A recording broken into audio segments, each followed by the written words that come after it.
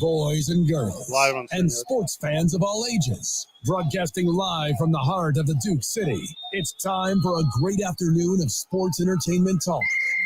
Getting ready for in-depth discussions on everything from the court to the field, mixed with the business and culture that orbit the sports world. Whether it's the latest blockbuster trade or the societal impact of sports. 2 Men On, with your hosts, Van Nunley and Fred Slow, with producer Isaiah Johnson on 95.9 FM and AM 610. The Sports Animal. Like that. It's Friday, Albuquerque. You know what that means? That means Fred's back. Welcome, friend. Let's go. Hey. Had to take the whole week off. We'll talk about that at length. I was very fortunate. I was in Oklahoma City. I was in Oklahoma City with the Boys and Girls Club of Central New Mexico. Okay. How excited we are to do positive things for that organization. How excited we are to raise a little bit of money here in the future. We'll talk about that at length over length. You last night, Van, were over at Topgolf. Raised a little bit of money for the YMCA. I'm noticing a trend amongst your boys. Yeah, the trend is we have to make amends for poor decisions in our past and the amount of guilt that we currently carry we don't want to take to the grave. That's wild that 4 years in a row you schedule some kind of work thing that you don't have to go to Topgolf and help children. Why do you hate the kids, Fred? I'm the worst. You're the opposite of Trick Daddy. Fred hate the kids. Wait, who Trick Daddy? He loved the kids. I'm about that. Isaiah Johnson back at the studio. Isaiah, welcome. Thank you. Right. Welcome back, Fred. Oh, okay. First of all, I don't need that from you. Okay. Well, you told me welcome, but I'm like, hold on. It's almost a little reverse. This is my show. Well, I sometimes let Van have. This is a socialist program here. This is our show. Yeah, this is Van and I's show. Our show with rotating producers. Historically. Zay might hang on for a minute. God. Hey, Zay did admittedly pretty damn good this week. Admittedly. Figured out new technology. Yes. He ate up some segments. Cowboy Corner going well. Yeah. Mm-hmm. Admittedly, I did something wrong in a past life to be in this situation with Isaiah Johnson 5 days a week, 4 to sometimes 7. Not tonight. Your boys are off at 6:15. iSteps Baseball takes over for us. Also, big 30% off at the Pro Shop. All hats today, Van. Wait, hold on. Yeah. Are you kidding me? I'm dead serious. Now, I recognize most iSteps Happy fans. New Hat Day, everybody. Yeah, they show up in their Albuquerque Dukes hat. A lot of Dukes. That's same energy. Yeah. But you don't have to. 30% off all hats. You don't have to put up your Dukes anymore, baby. So I was put on your Dukes. I like that. I was in Oklahoma City helping the Big Brothers. I'm sorry. Okay. Why? I'm sorry that you got to do a bunch of amazing things with amazing people and learn how to help kids. How to help. Yeah. That's what it's about. Because your exodus from the YMCA Topgolf event, at least you made up for it by helping kids at the Boys and Girls Club. I heard a rumor, Isaiah, you can tell me if you heard this too. I heard a rumor I am now on the ropes with the board of directors at the YMCA. They see where my allegiances lie. For sure. And they only trust in Van. Well, I mean, it's smart play on their part, first off. That is 100% for sure. But, yeah, we had an amazing night last night. And, look, baby, heavy lies the crown. Oh, again. As Team 2 Men On won that mother again. All right, who was you want to quit? Oh, I stacked it big time. Who was on it? I stacked it big time. Name names. Okay, multiple-time winner, Billy Eagle. Stud. Multiple-time winner, Renee Aguilera. Super stud. Multiple-time winner, Dion Fedyuk. Okay, so this is literally a team of all golfers. Yeah, what are you doing? All competent These are golfers. like professional level golfers. New first timer, Jason York of the Recognition Place. That's my guy right there. Me, of course, and our closer. Start Inner Sandman right now. Don't say Brandon Ortega. Max Machado. Okay, my co-host on Filling the Holes. Absolute stud at golf. It wasn't fair. Friend of the show. Listen to us next year. You want to come after the crown? You come at the king, you best not miss, baby. you have a dream about taking the crown, you better wake up and apologize. It's like that. That is exactly right. Now, I don't know if you talked about this on air yet, and I think it's public, and if not, I'm breaking it for her. congratulations to Lauren Green. Let's That go. was big, right? KOB's Lauren Green on her way to the Utah Jazz. She'll be doing sideline reporting. She is a world of talent. She's now big time, though, because I called her this morning. Straight to voicemail. Yep. Yeah. Erased all of her Albuquerque numbers already. Well, I'm Every 618. single one of them. I'm Midwest area code. Well, she had you so- blocked for a while. Yeah. This isn't new for you. You want me to text her and say congratulations? Well, I believe she got the text. Oh, It said okay. read. Okay. Left it on there. Oh, well, who leaves read receipts on these days? Come Here's on, that's a new world out there. here's a fun It's almost insulting. here's a fun thing for friends of the show. So Van and I run in this stupid Anchorman-esque group of It's friends true. where it's just Yeah. radio and TV, and it's like it's lame for real. It's like Yeah. what you want to play pickup basketball on the weekends? You want to go to It's this pathetic. You want to go to this membership only bar where your friends of the show can't bother you? It's like that. I have a coffee. I have a breakfast on Tuesday with a morning show host here in town. We cannot go to popular whatever spot. Sure. We have to go to hole in the wall spot because she will get the, oh my God, put this in the good news file. Oh my God, is that Fred Slow? 2 and on? And you go, listen. Heavy lies the crowd. Okay, is that what you do? Is that what you do? Okay. A lot of selfies though. Oh, so many. I won't turn down a selfie. No, and I make other And look, people get them. I'm not going to sign your baby. Yeah. Sharpies are toxic. All those. I always walk around with a Sharpie, by the way. Yeah. And a paint marker. I'll sign anything for you. Toxic like your ex-girlfriend. I'll sign your divorce papers. Yeah. I'll sign anything for you. Wait, what? Isaiah, I do this thing when I'm out with our friends. Mhm. So who's a regionally known person that we hang out? Dylan Storm. Albuquerque Isotopes, Dylan Storm. On-field personality. Like very good friend. If anyone looks at us, by the way, we're both 6.5 foot tall and super white here in New Mexico. Big boys. If anyone looks at us, I this is my immediate move. I go, hey, if you want to take a picture with Dylan, I'll do it. Yeah. I'll do it for you. Yes. Like, let me get you in here, guy. It's my go-to move, Isaiah, and there's nothing funnier than watching our friends squirm.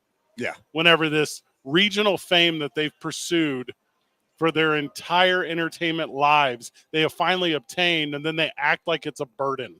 Not everyone is the beautiful Venn diagram crossover like us of loves attention and has no shame. Yeah. That's not everyone. You have to be willing to Not admit everyone. it. Yeah, for sure. I'm into it. You know what I am? I'm a guy who loves theater and drama, but can somehow make a little bit of money in sports talk. You know what? Now that I think about it, I changed my mind. I'll sign your baby. I have signed off on the nation's opinion on one thing. The friends of the show opinion on one thing. Uh-huh. The University of Colorado. Okay. I'm rooting for the bad guys now. Oh. They're the bad guys? Oh, they're absolutely the bad guys. Everyone hates them. They're the most hated team in all of college football. They hate their quarterback. They hate their head coach. They have zero of what's a word for like a heritage team? What's a word for like a legacy team? Legacy. Yeah. Like they all hate them. Like there can't be a new guy on the block. Right. Like is the NWO here? I'm so pro Buffalo, and I've never been a front runner. Oh, they're definitely not front runners. Yeah. They barely beat North Dakota State. I think I got it right. Was it North or South Dakota? Or is it just College of the Dakotas? I don't even know. They almost lost to those losers. They're going to have a rough road to hoe this year. Hey, Trey Lance once played in those uniforms. Let's put some respect on the How North is he doing? Yeah, what Major League Baseball team is he now in the AAA system for? He led the preseason in passing yards, for your information. 4.8 million viewers. Yeah, I lead our foursome in golf strokes. That's not a good thing. Guys, 4.8 million viewers. Did you hear me? That's a bunch. That's Dion, Shador, and Travis Hunter for you. So I don't know most of their names, but here's what I do know. Sure. They wear black and they look tough, just like the Fab Five of Michigan all those years ago. Look, it's not like you have NBC's must-see TV Thursday night lineup. That was the only show in town last night. That's not that impressive. There was nothing else to watch. you guys see right now, Shador. I think it's evident to see, right? You look at Colorado. So you got Shador and Travis. They're the only two great players that Travis, pop off. Straight up dog. But he Shador, is a dog. He is. But Shador, it's like every pass is catchable. I really want to see him in a Cowboys uniform. Every pass against North Dakota State. But accuracy is accuracy. Accuracy is accuracy, and he's standing in the pocket. He's taking hits. He's making good throws, and it's like, I need him in Dallas. He can handle Dallas. And right now, Colorado's the Cowboys of the college football world. Colorado, what does that mean? A bunch of losers for the last 30 years? What does that mean? Well, number one, you could throw that in there if you wanted to. But everyone's it's been dark days since Cordell Stewart. I haven't been on radio in 4 days. I needed that laugh. It's like you love or hate them. Like everyone's watching them, and it's like if they win, you're going to see a bunch of fans and a bunch of haters. Only haters, except for me. Also, I still hate Warren Sapp. Like I still hate. Yeah, I hate a ton of it. Same. But same. I love that they're fueled by. Who are they playing this week? Nebraska, is that right? Yeah, I think they've had a tough overall schedule. Taking an L to somebody. No, they're going to put it on. What Martinez isn't there anymore. They're going to put it on the Cornhuskers in week 2. They're going to be sitting 2-0, and then they're going to. Who do the Cornhuskers have? UTEP over the weekend, so they're going to win big. And then they're going to be 2 undefeated in every game Colorado plays. It's going to be them undefeated versus someone undefeated, and every week is the most strenuous week ever. And then somehow Ayuk's going to get traded to Colorado Buffaloes. Okay. And then they're going to excel even more, Van. Well, it is written. You know, Fred, you did mention that you hadn't you didn't know too much sports this week. At least what's been going on. Yep. Yeah, Ayuk signed with San Fran. Yeah, but trade him. Yeah. Straight up for Travis Hunter. That's what I'm saying. Look, Nebraska has a Patrick Mahomes clone. I don't mean he looks or plays like Patrick Mahomes. Okay. I'm saying he is actually Patrick Mahomes. All right. Like, I haven't seen Dylan Raiola and Patrick Mahomes in the same room at the same time. Have you seen this guy, Zay? He looks exactly like Patrick Mahomes. Same haircut, same swag, same number, same cadence, same calls at the line of scrimmage, same throwing motion. You know what he's about to have, though? He's about to have a bunch of fans cheering for him against the hated Colorado Buffies. Everyone's calling them the Buffos now. I don't know if you know that. Look, Hunter's a dog. Who? I like watching that guy play. Is that Captain Buffo? He only took 1 snap off the entire game, both offense and defense. He took 1 snap off because his helmet broke. Yeah. Then he got right back in. 1 play off. Here's one thing about Travis that I worry about, and we saw it last year. And there was a guy, his name was Eric Aomanor or something like that. It's very hard to pronounce. That's not a real name. That's not correct. No, that's definitely it. There's no way he played for Stanford. Yeah, he played for Stanford, and he completely bullied Travis Hunter the entire game. He had like 3 touchdowns, over 200 yards. And I need to see Travis. How did he bully him? Yeah, how did he bully him online? Talk about his mom. Say he looks stupid. We know Travis Hunter's real problem here, and you're not saying it, Isaiah. And I thought you'd be the first one to say it, so I'll say it if you're not going to say it. Do you want me to say it? If it's not his size. Jennifer Lopez is single again. Okay. That's it. Still got more. She got more rings than LeBron. She chases the biggest athlete names that are out there. The only other most famous Travis is taken by the most unobtainable woman in the world, Taylor Swift. When? You're not talking about Travis Barker. I thought you were talking about Scott.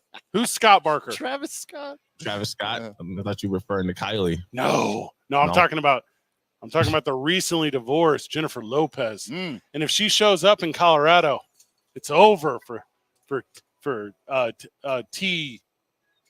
Who? Yeah. Cool nickname. I'm rooting for J-Lo. Who's next? I don't think is Pete Davidson out of rehab? Because I think that's a good match right there. Let's go for that. If he pulls J-Lo, I give up. Who? Tyler Hunter? Travis Hunter? No, Pete Davidson. Pete Davidson. I'm rooting for the guy. You two. This would be the best one yet. This is how little you know about Hollywood. if he pulls her again. Oh, yeah. He's the one that broke him up. Has she been on Saturday Night Live at all in the last 10 years? Because it's done. It's happened. The only one he missed on was Scarlett Johansson, and Colin Jost was there. He got that. Hey. Yeah. He went from backup performer in the Californians to Scarlett Johansson and hosting Weekend Update. He's the biggest celebrity in the world. He went with the Olympics to a beach where he stepped on a seashell and then had to do correspondence while drinking Mai Tais. He's living the life. Look, quality over quantity, baby. Give me the Yostian method over the Davidson Today's method. I-9 varsity is the I-9 varsity of methods. All right. Today's I-9 varsity, the I-9 varsity of methods. Like that. We will not be doing that at 4:45 because that's when Hunter Stovall is going to join the boys when we get back. College football preview on a college football preview weekend. Also, the live chat's going crazy. So I guess I'll catch up on all that, too. It's 2 Men On, live from Istopes Park. It's good to be back, boys. 95.9 FM and AM 610. Not back with you, Isaiah. Just Van and all the friends of the show. The Sports Animal. This report is...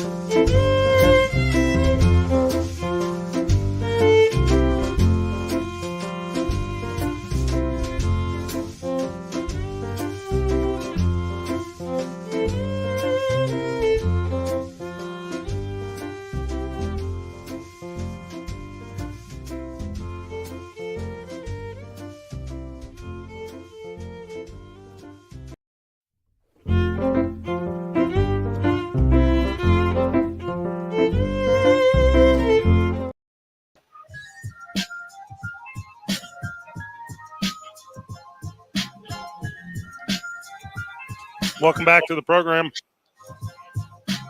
Welcome back to 2 Men On. We're live at Isotopes Park. Big game tonight for the Isotopes. They're playing the Reno whatevers. Aces? Aces. Okay, gotcha. They do have a good. That's a kind of a cool baseball town, Reno, Nevada. It's kind of like Vegas, but more affordable. Yeah. I mean, what else are you gonna do? Watch baseball. Lake Tahoe. The answer is Lake Tahoe. Lake Tahoe. You could Yeah. boat. You could ski. You could hike. You could go to the casinos. Culture, catch lot a of nice culture, show. Culture. yeah. Great food. Tons of food. Beautiful weather. Yeah. Nice people. And then like Nice a people, too. reasonable amount of distance driving to some really fun national parks. Now that I think about it, like, why do people even show up for Reno games? There's so much better to do than watch that loser baseball team try to compete. It's cool to watch them like catch L's here. Yeah, I like that. Yeah, I'm in on that. I'm into that. Okay. Sign me up. There you go. Come down to Isotopes Park tonight. Gates open at 5:30. There's a giveaway. Do we know what the giveaway is? I have no idea. Well, I'm kidding. I know exactly what it is. Good. It's like the coolest giveaway all year. They're going to set up a bunch of art booths okay. around the concourse, All right. and they're giving away draw your own hats. You get to color your own hat. That does sound pretty sweet. It's like a coloring book you Like wear. like a Cadillac buried in the ground in Amarillo. I'm into that. Is that what it's like? That should be in Reno. It's been done before. That would be the move from Reno.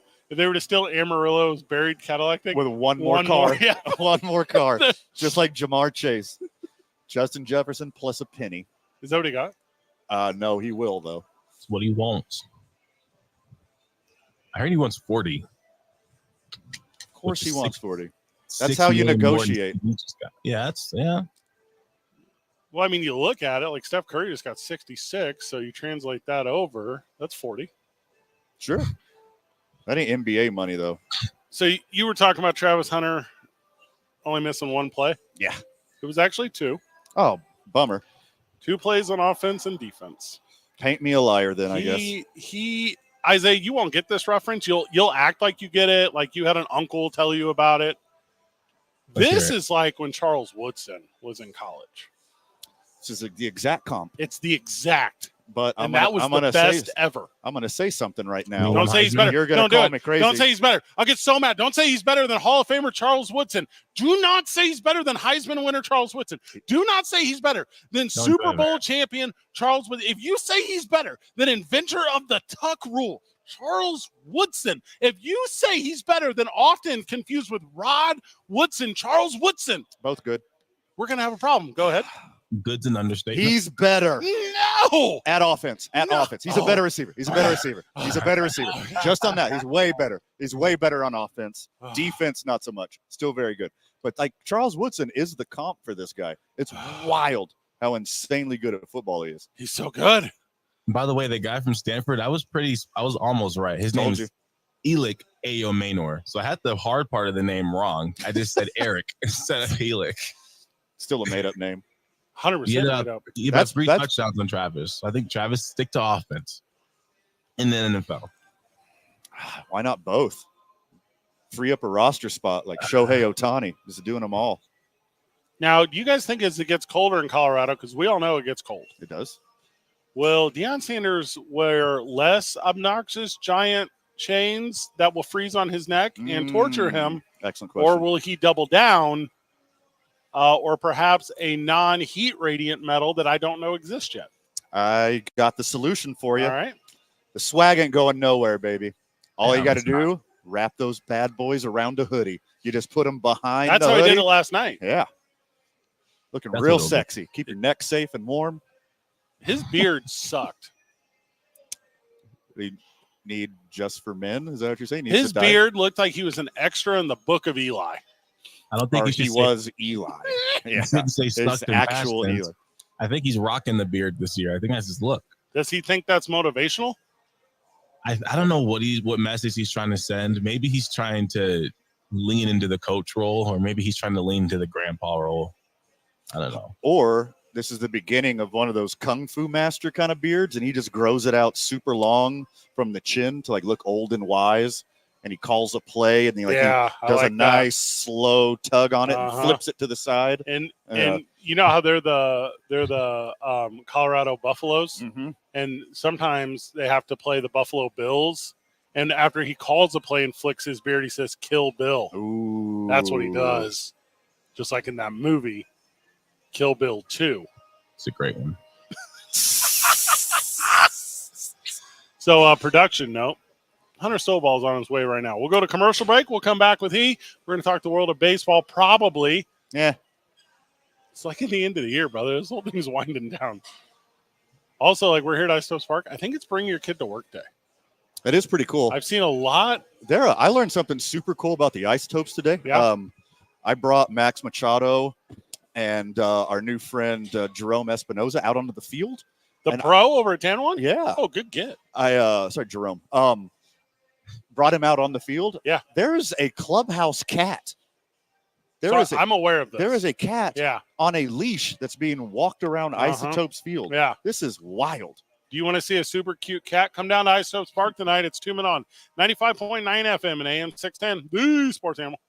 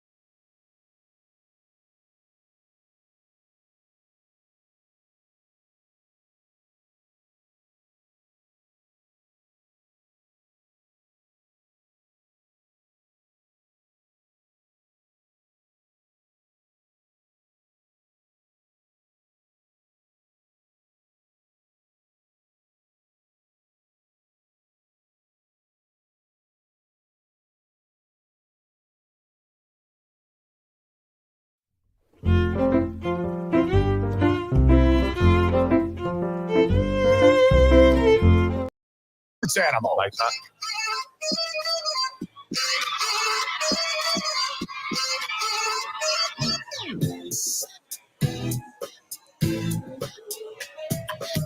Welcome back to the program. Welcome back to 2 Men On live at Isotopes Park. We're sitting down with Hunter Stovall. Let's go. Excited Hunter, to be back. how you doing, brother? Doing good. You hitting the ball so dang well they give you a Friday off? What's up? Oh, no, I ain't got no Friday off. I'm That- playing. What? And you came okay. He made Let's the time, go. baby. Oh, that's Oh, yeah. a dude. Let's go. That's a dude right there. Middle's closed. I don't know what that even Okay, means okay. here. I don't know what I'm doing. All right, so we were talking a little bit. You were just in Texas for 2 straight weeks. Mhm. Just unplugged your entire life to be only a professional for 2 straight. You go crazy on those kind of back-to-back road aways. I mean, it's definitely it's a completely different routine that you got to fall into just because, I mean, you're not waking up in your bed. You're in a hotel room. You're in Yeah. a room with another guy. So, I mean, it's I've been there, right, Fred? yeah. Yeah, so it's, you don't have that kind of personal space that you're used to when you're Yeah. when you're at home. And so, I mean, it's definitely a different routine. We show up to the field later because we're taking BP second and all that stuff. And, of course, in Texas, it's hot. Sure. So you got to account for all that, try to get the fluids in you. But, I mean, it was a good trip. I That's mean, one too, though. Not to cut you off, but like you're talking about that time. So I don't know who you room with. I got no clue. Mhm. But like it's super hot. And you can't just like go outside. Sure. And like there's no getting away. No. Oh, I'd lose my stuff. no, I think I would van that's for the 2 thing. straight Like, weeks. if you want to get away when you're on the road in a been place like 6 that where it's years. that hot, you go to the lobby of the hotel. Yeah. That's where you go. You just sit down there and Yeah. chill and Use the lobby bathroom. Yeah. like Yeah. super boring. yeah. We were talking off air. You mentioned on the road trip, it was so damn hot. You lost 8 lbs Oh, yeah. during the Oh, road yeah. trip. There's a lot of us that did that. I mean, it's hard to maintain. You're out there in that heat. You're sweating way more than you're used to, of course, here and the elevated places, the drier places. And so, I mean, you gotta figure out how to take all that into account. And sometimes it's hard. Sometimes you just kind of you don't really have a plan. You just go at it. So you lost weight, but how many of your teammates went crazy on that Texas barbecue Oh, and so gained it's weight? so all good, them dude. pitchers throwing once every 5 days. That's what happened. Hunter Stovall with us. We're talking obviously a little bit about baseball, talking about the game that surrounds baseball. You said, as you said, I didn't tell you I was going to talk about this. You said, as you sat down, you have the giveaway hat on. Uh-huh. Tonight. You got the Isotopes have it's like low key, super nice. Oh, It's sweet, yeah, dude. it's like a sweet hat. Way but better than our Duke's hats. It's okay. I mean, what do you want? burn. Whoa, hold Wrong on. program. Not for your boys. But this thing, you're like, I'm grabbing one of these for my kiddo. Mhm. Your kiddo's 1 year old. Mhm. Do you grab all of the things Oh, for I the got kid? it all. You I got do? it all. Nice. Oh yeah, every little thing that comes up, like they gave a little lunch box out with the Albuquerque thing on it the other day. Grabbed it. Got all kinds of stuff. You get them on the road too? No, we don't get none of that stuff on the road. No. I'd go to the clubby. Yeah. I go, hey, listen, I got a 1 year old. Yeah. That's what Like, I see you got a plush tonight. It's Taylor Swift night. Can I get that? But so is it like a chest you got? Like how do you do you just give it to them one at a time? Like kind of walk me Yeah, through. I mean, I'll go there and then I don't know. It's all new to me. She's 1. I mean, I've been 1 year old and I see her every 2 months. So I mean, it's like I said, kind of new to me. So I don't know what I'm gonna do. I don't know if I'll give it all to her or just give it to her one by one. I don't know. I don't know what she ain't even gonna know what it is. Everybody, So, yes, yeah. not for a cool minute. yeah. Dude, I'm late to the party, but I learned something really cool today. You guys have a dugout kitty. I was down here on the field watching BP, and somebody's just walking a cat. Oh, There's yeah? a cat on a leash That's Josh. being walked. That That's is wild, That's our dude. video guy. He's got a little kitten, and that thing will be. He lets it loose in the locker room. It'll be you'll walk in there sometimes, and it'll be That's curled so up in a cool. ball in the back of your locker, or you never know where it's going to be. Well, Or, you know the clubhouse rules on a cat, right? Are you aware of this?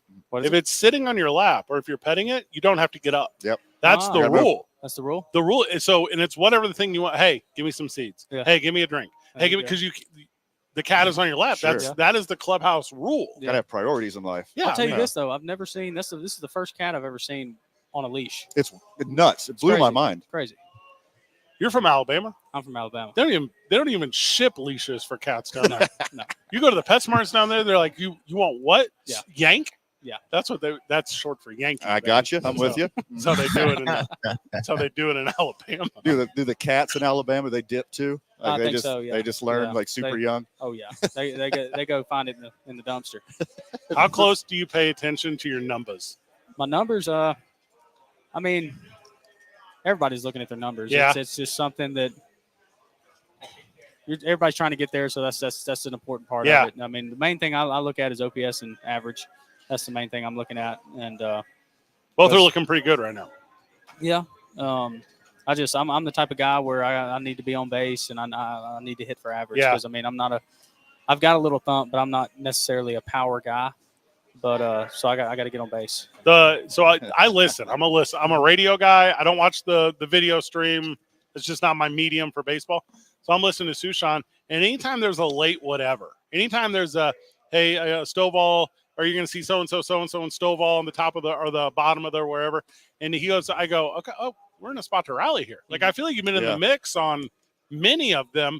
Is that kind of known throughout the ball club where if you're up there, you're going to battle through one, and guys are going to have an opportunity to hit you around? Yeah, and I mean that's kind of something I try to pride myself on, is always being a tough out, always being a competitive at bat. Yeah.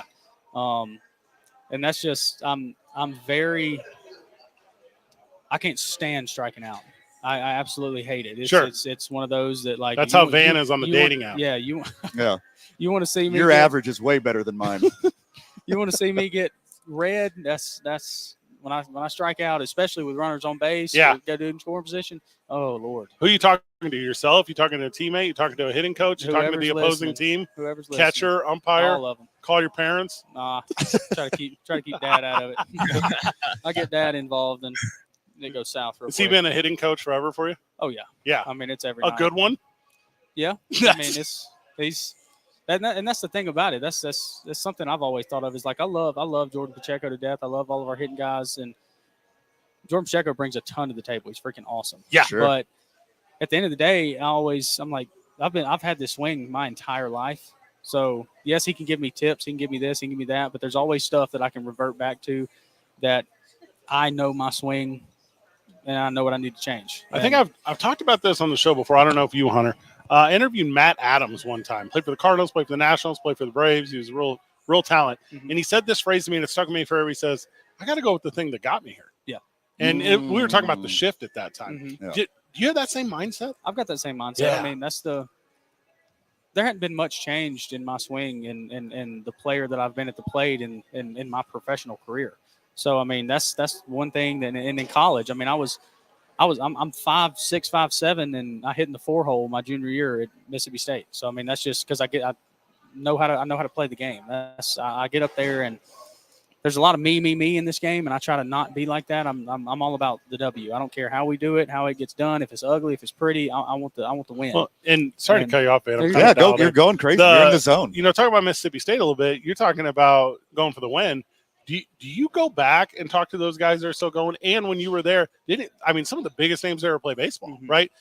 Were you able to have interactions with those guys? Were you able to learn what baseball was beyond college while you were in college? Yes, of course. I mean, my freshman year, we've got Dakota Hudson in the stud, order, and that was back when I was a catcher, mm-hmm. and so I was catching him, doing all this, doing all that, and I stayed in touch with him. I stayed in touch with Brent Rooker, a few of the other big guys up there. I met Adam Frazier, but I don't really connect with him. But those guys taught me as a freshman. Like most of the time, you go to a school and you think, oh, freshman, you're going to get kind of treated badly. You're going to get whatever, blah, blah, blah from the upperclassmen. No, it was the complete opposite. When I went to school, they treated us like we had been there for the same amount of time they were. Yeah. They taught us a ton about the game. It's just that's where I learned the most out of everything is. Was there a presence of those big legacy names like your Will Clarks and Rafael Palmeiros? Yeah.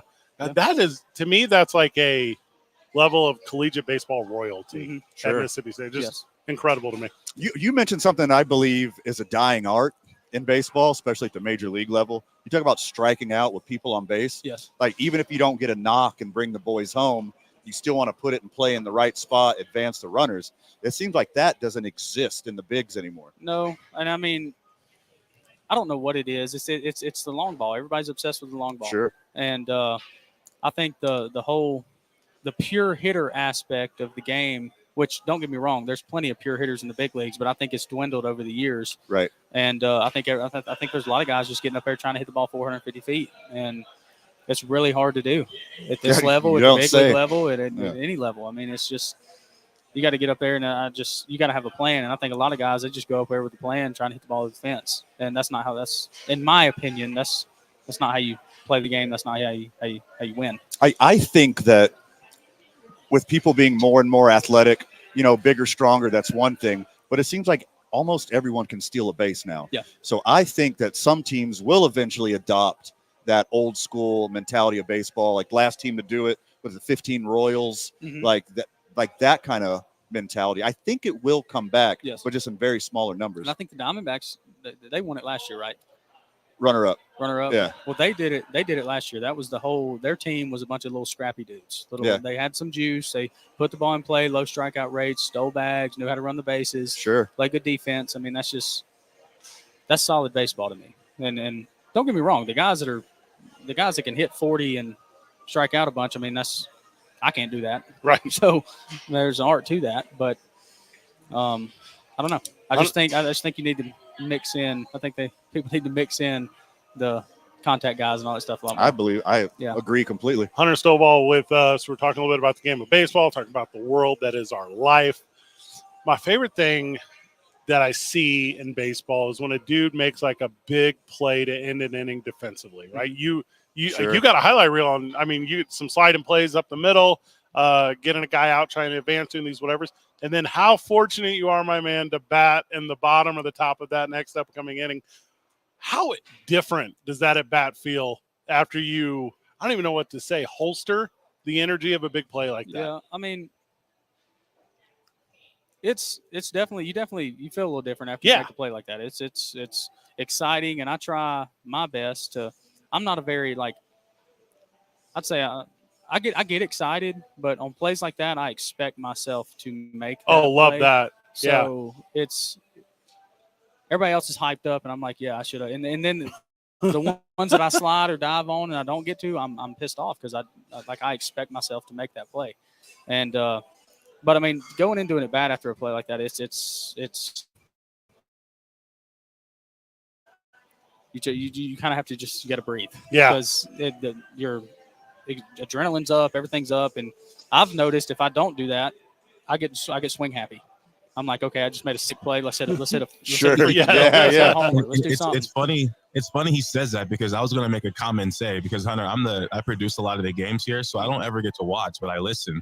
And I was going to say, from my memory, it seems like usually I'll hear you make a great defensive play, and then you'll come to the plate right after and then hit well after. Make a play, get a knock. Yeah, for sure. Yeah, he's got plenty of calls in the files here of just, calling you, making a great defensive play, the crowd reacting, and it's pretty cool. And gives you a little confidence. Gives you an extra little confidence. So, who got more chains on? Coach Prime last night or Hunter Stovall today? Right now. Yeah.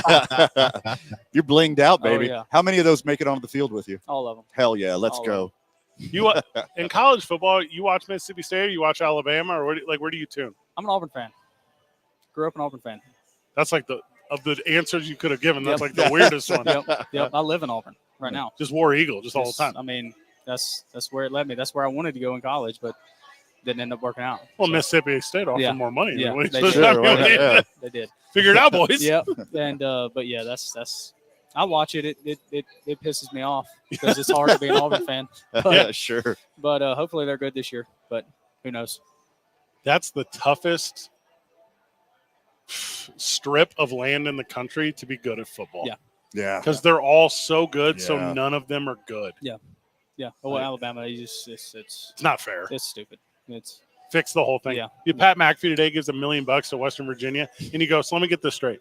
The guy who broadcasts, the TV network who broadcasts, can pay the university they're going to cover? Yeah. Like, are there no rules here? Yeah, there's no rules. It's all a joke. It's all a joke. It's incredible. Hunter's like, I would have had so many chain sponsors. It's incredible. It's incredible. me and my buddy Jack Mangum, he was SEC hits leader at Mississippi State. I played with him. He's in AAA with Durham right now. And we talk about that all the time. I'll text him like, yo, you imagine how much money we would have got in college playing? You'd have had the best. Yeah, it'd been great. But now you got college athletes making more money than we are. At the professional level. It's wild. I look at it the exact opposite way. 19, 20-year-old me does not need to have that much money. No. I would have gotten into so much trouble. Yeah.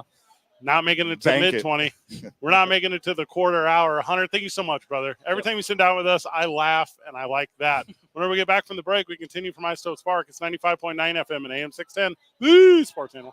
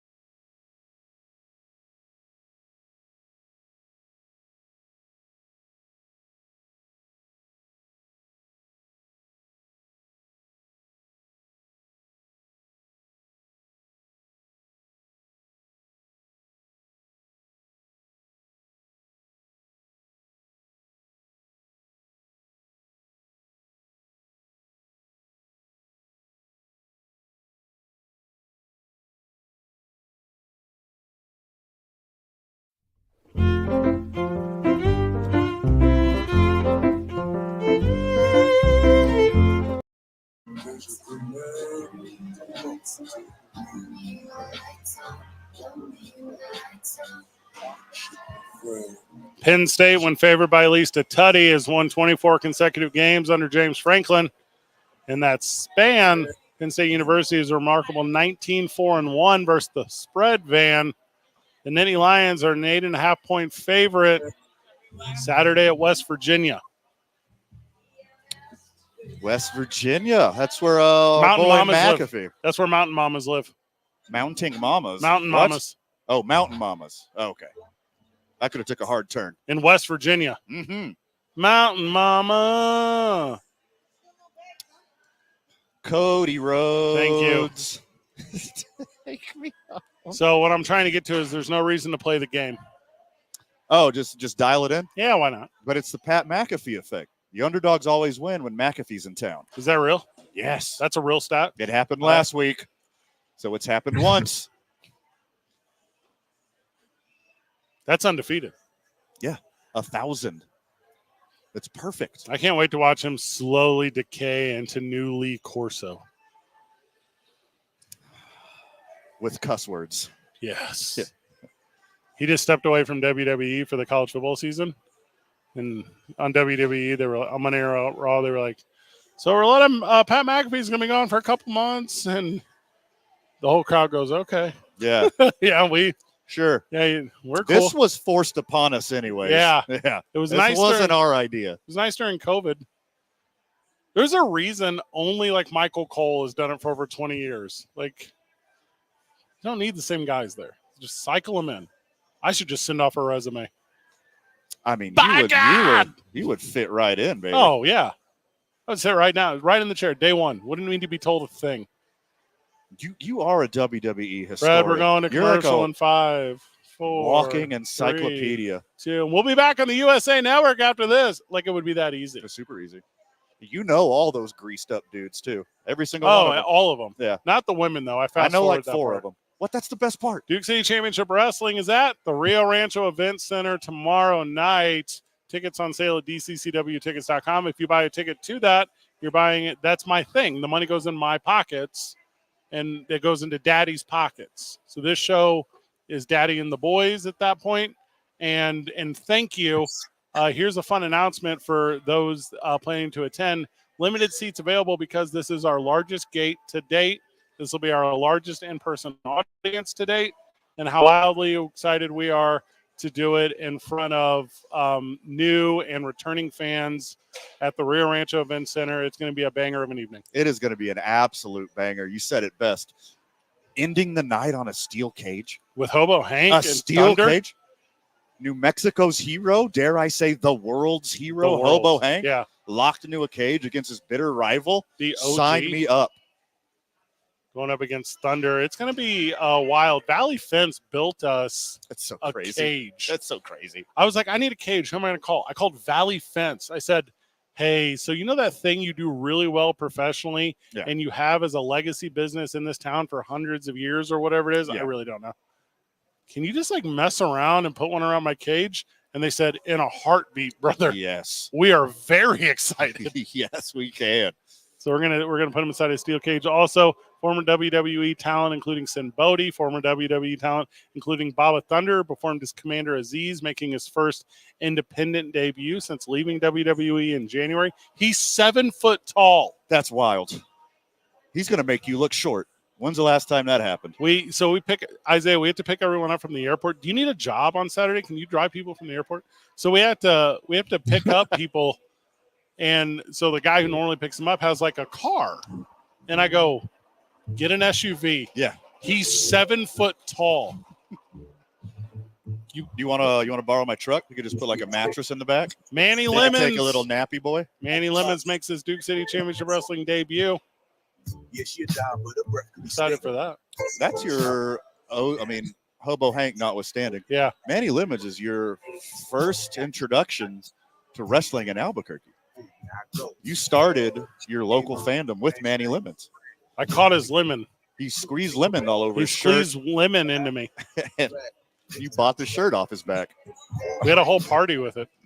It's a true story. Isaiah, Fred went up to this guy at his own merch table and said, "Hey, man, I want a shirt." And he's like, yeah, cool. They're all here, $20. You're like, no, the one you're wearing. Literally bought the shirt off his back. He's Hunter Stovall's size. Yeah. It did not fit. Yeah. We got a guess when we get back from the break. It's 2 Men On, live from Stokes Park, 95.9 FM and AM 610. Also, we have to do the Isham Diddle soundbite. Also, we have to do the I-9 varsity. Also, we have to do the 66 Blue Plate special moment of the day. Also, we have to do prize picks. There's a ton going on in the next hour. Hang out with us. Bye.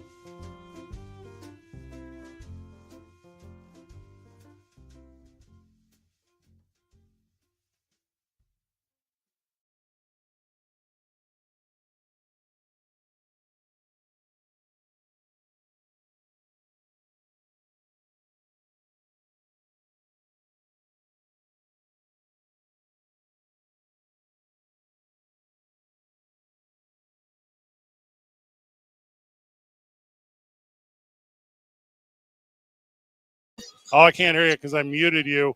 When this is on me. So what had happened? Are you there now? Can you check? Can you Yeah. hear me? Check, check. Hey, So, welcome, baby. When Hunter Do you hear me Stovall, now? Good. when Hunter Stovall was here, we were telling so many back of the house stories that we had to mute it. Yep. That's And what it was. that I sucker get down. that. Oh, man. All right, He's so- got tons of them, I'm sure. So Forrest Stolting is here. Van, you take over the interview because in this segment, what we're going to do is we're going to go 50-50 alternating, like lefty-righty in a lineup, and I am going to color in my Loveless Health System marker colorable giveaway hat. Okay. Well, I mean, that is my first question. Tell us about this Yeah. promotion tonight, because this is one of the coolest ones you've ever done. I completely agree with that, man. I've never seen a hat like this ever before.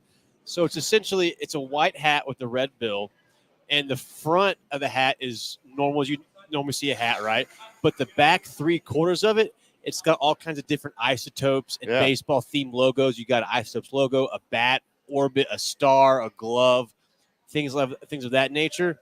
And we've all done coloring books, right? Right. So this is essentially a coloring book for your head, for your hat. It's so dope. Yeah. Like the back 3 panels are all like black and white coloring book. And underneath the bill, black and white it's a coloring little book. hidden part, right? Yeah, it is so and then cool. what I've also seen people do Under the bill, too? Yeah. Oh yeah. Oh, heck yeah. Look dude. at that. Dang. And then have you even seen some people and some of the players who got theirs, an hour ago or so? They were drawing on the front of the hat, the front Too, place, or the front. What do you call that? The front. Because the white part is Yeah. a blank canvas. up Exactly. front. Yeah. So, So yeah, they were drawing like baseball, a player throwing, a player hitting.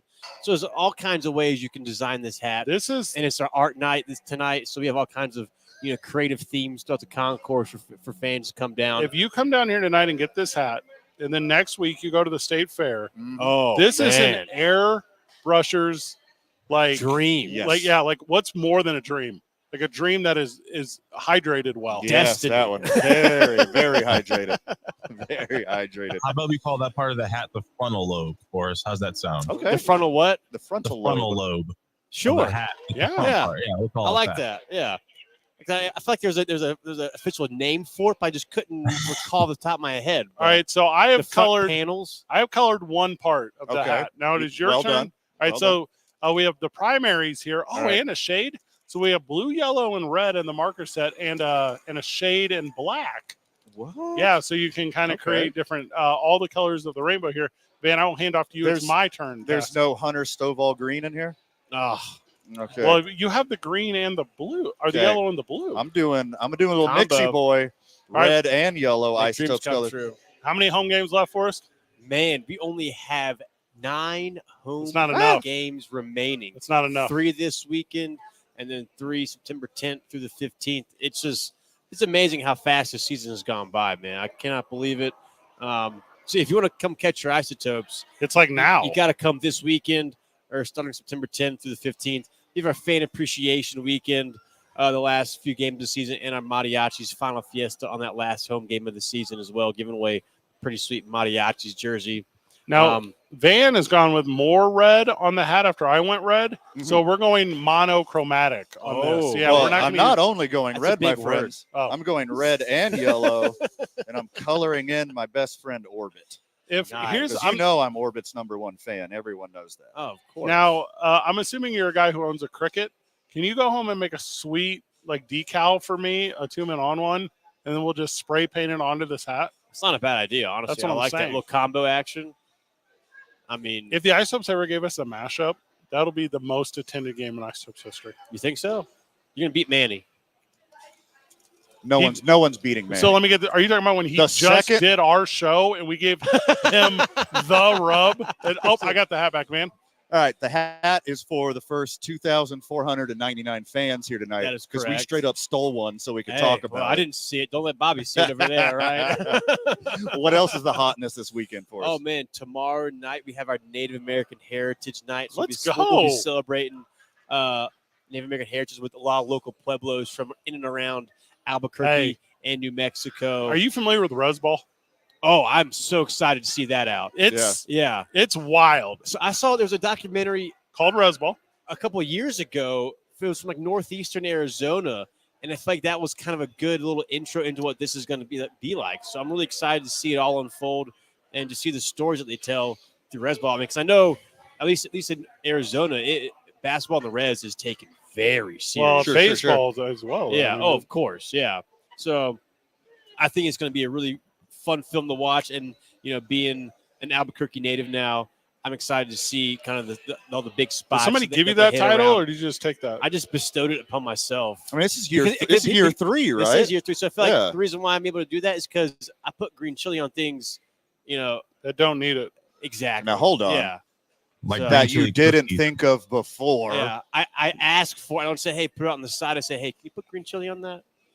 I keep hearing Like these what, like green at chili Baskin cookies Robbins? commercials. Say that again. I keep hearing these green chili cookies commercials. What's up with that? I hope that's not a real thing. Honestly, I couldn't okay, so even imagine.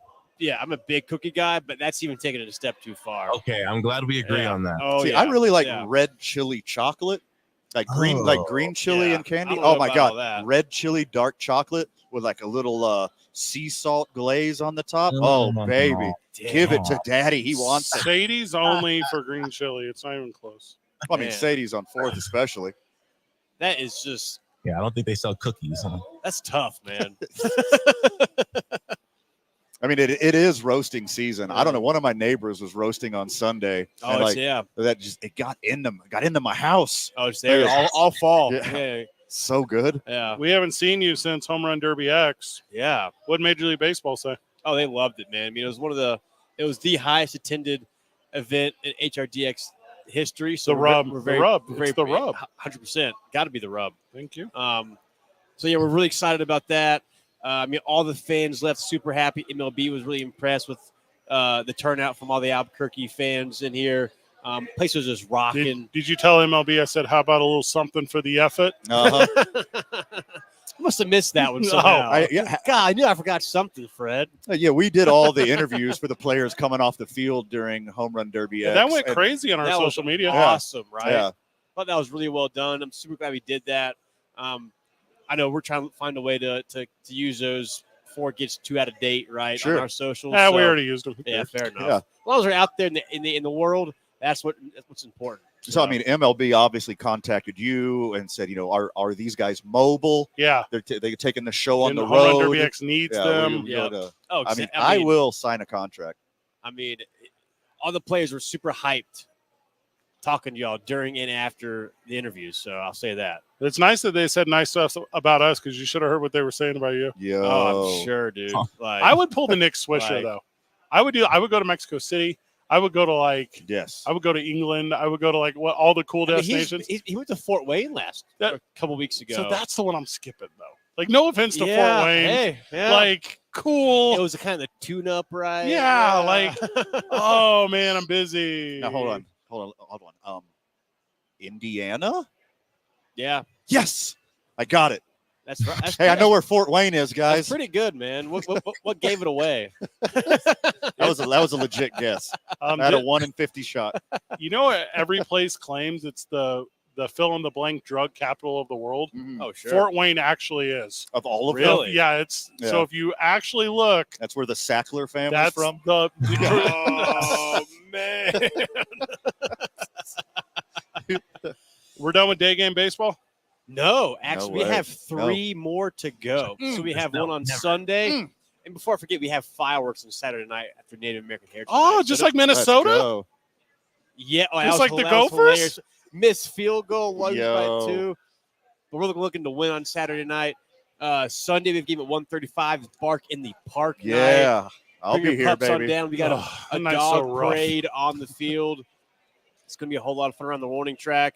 We're giving out 2,000 steel dog bowls. How are you still doing Bark at the Park when you have a clubhouse cat now? Yeah, we're not. We got to keep it friendly for everybody. All household animals. How long has the kitty been around? Because I just learned about A few months. them today. Yeah, a I'm few not going to months assume now. their gender. I just Sure, learned about yeah. them A today. few months now. I mean, I know Shashwat. He's you had him on last time you were here, I think. Shashwat, the Yeah, video coordinator. Yeah. Hat trade. Surprised Hat he didn't- trade, here we surprised he didn't bring up the cat, but he's been wandering around the clubhouse for a while now. He's a small little guy too, man. Oh my goodness. All right, I'm doing a blue glove on the Isotopes Oh, giveaway. I smart. like that. I drew the glove blue because I've never seen a blue glove before.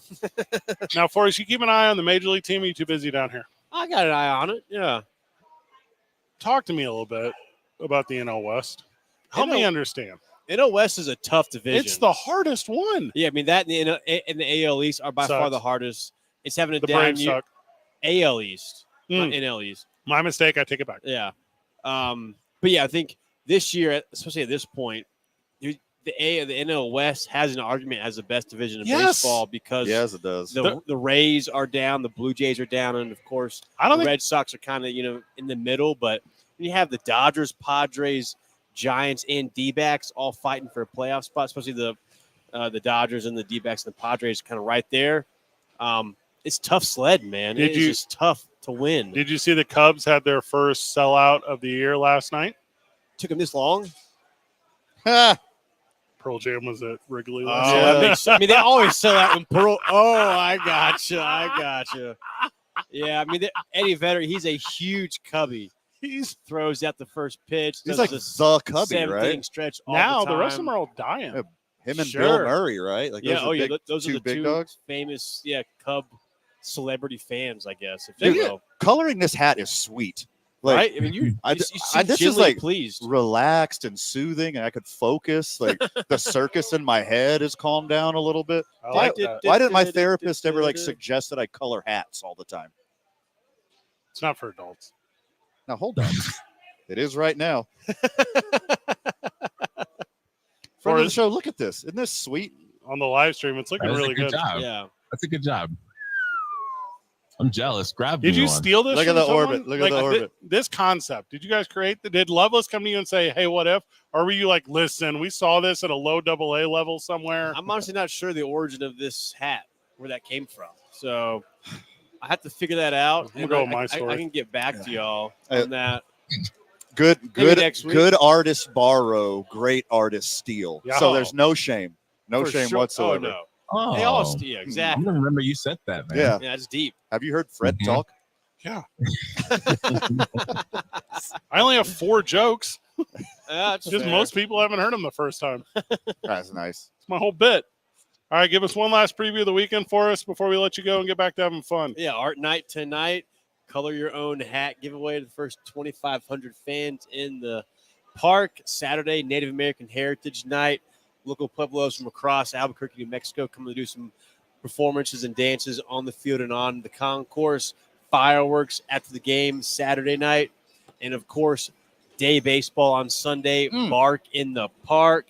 Dog parade on the field. And we're giving away 2,000 steel dog bowls on Sunday. That's a steal. It is a steal. These are some high-quality dog bowls. You can fit a lot of Purina in there. Oh, yeah? Nice. I told you guys last week, if you ever have anything new that you create, get Forrest to help you sell it. Yeah. He can help sell anything. He's on it. I'm going to tell you this. Dog food's a scam. What? You think your dog cares what flavor its food is? This is a trick to you, you idiots. Ralston Purina has said, hey, dogs like chicken. No, if dog food was an actual flavor, it would be cat or something. Yeah. Like they have tricked you into buying flavored dog food. Because dogs have to have a favorite flavor. You kidding me? There's no way they don't. Yeah, if they really very smart beings. If they really cared about what dogs wanted as a flavor, the flavors would be like dumpster and Chihuahua BH. Other dog behind. The worst smell you could think of. They react differently to meat, though. Thai food dumpster on a beach flavor. Like it's something awful. Like last question before we let you go. You're giving away the art hat tonight. Thank you to Loveless for that. It's super cool. We just spent 14 minutes coloring it. Yeah. It's going to take forever. Yeah. If you do a good job. Oh, yeah. You're going to need to sit down and be patient, do it till the game a little bit, take it home. Now, did you buy a lot of magic erasers for the bathroom stalls? Nice. Oh, that's a great question. We should have taped some up there, right? Yeah. Because the more 13-year-old kids who get this, the more the men's urinal is going to look like the 1990s. Yeah, high school. A lot of Jose's were here. A lot of Pedros were here. A lot of Juans were here. It's going to be nonstop. Oh man. Also, what's the weather forecast looking good? Looking great. We are gonna It cooled off. Yeah, it was great outside, about like 75 degrees maybe. I can't quite see the board, but it's Yeah. it's got to be in the mid 70s. No rain in the forecast. It's a great night for baseball. Whenever we get back from the break, what is today? Isham Friday. Diddle soundbite of the day. Isham Diddle Diddle soundbite of the day. Later.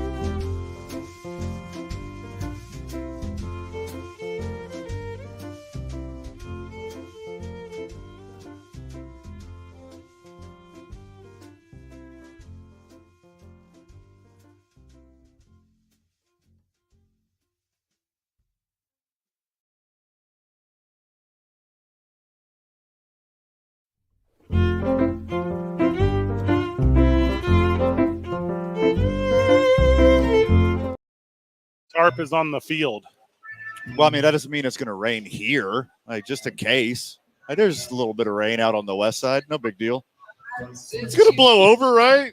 Well, Right, guys? It's not coming here, right? here at the station, there's some rain. Okay. Dwindling on down outside.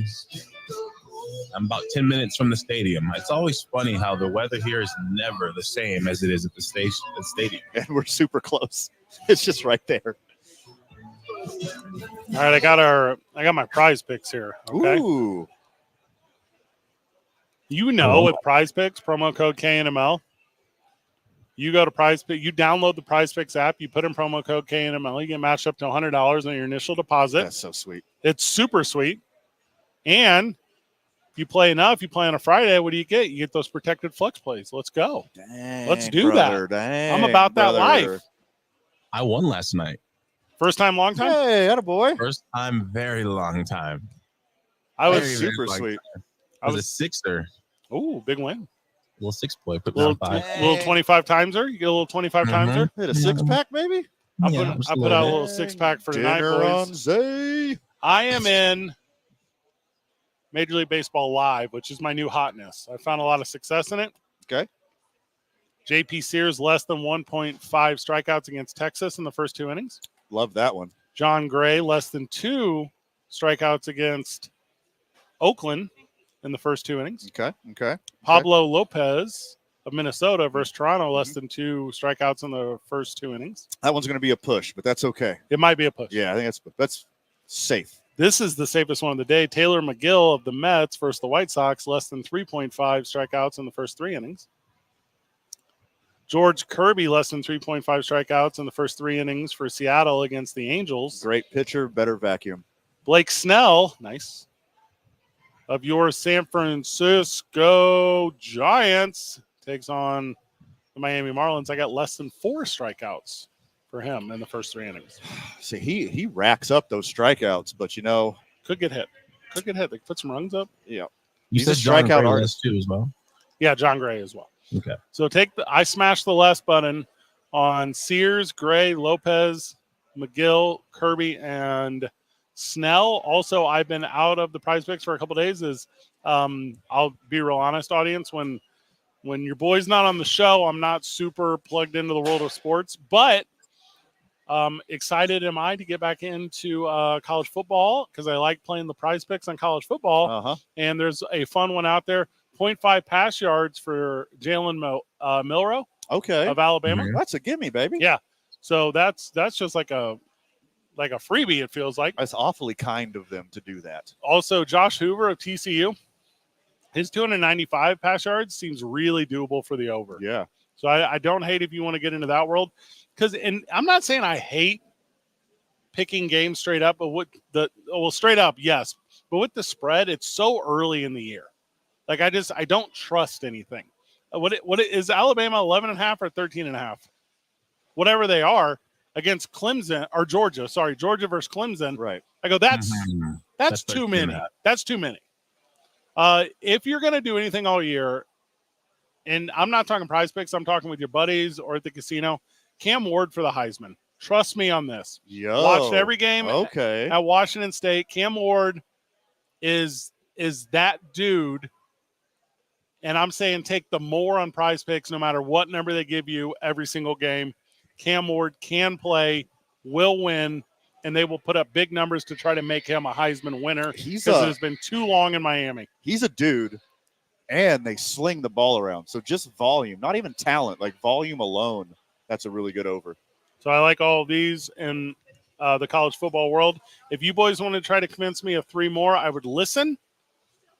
I also am excited to listen to the Isham Dental soundbite of the day. Van, you picked this one. I'm not aware of it. IshamDentalABQ.com. Free exclusive offer of exam and x-rays. If you register online, they take care of those dentures. They take care of those bridges. They take care of fixing your face when it hurts. And also Scott's fingers have been in all of our mouths. Yep. He'll put them in yours. It's our Isham Dental soundbite of the day. Yeah, I don't think you can hear me up there. Patrick, how are you? Good to see you on the grid here. What do you think of this atmosphere? This is crazy. I've never been to an F1 race. This is spectacular. It's amazing to be alive right in the middle of the competitors just before the race starts. Yeah, now you can see they locked in. It reminds me of myself. The real focus. Okay, it's not Patrick. That's why he ignored me in the beginning. But what is your name, sir? Harlow. So what had happened is Sky Sports in England was covering This an is F1 unfortunate. an F1 race, This is so unfortunate. and the commentator in the pit mistook Paolo Banchero for Patrick Mahomes. They look nothing alike except for the fact they're a shade of espresso. Yeah. This is so sad. Ugh. This is like the most blatant you people moment in quite some time. And people may not realize, I saw it in the link that you sent. Paolo is 6'10". Like 6'10". He's bigger than most people realize he is. That's so big. Yeah, I don't think Pat Mahomes is anywhere near 6'10". I bet he's about 6'2". I think you're correct. So yeah, that's a really bad look. And you got all these guys trying to look like Pat Mahomes. Like the guy you mentioned earlier, I Googled him. He's got the number 15 and everything.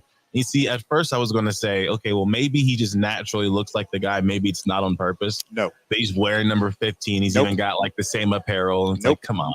You guys remember in the early 2000s when the hit summer blockbuster Gladiator came out? Oh, who doesn't? With Russell Crowe? Zay doesn't. He was too young. And then people our age 100% do. And every single white guy you knew got the Caesar haircut.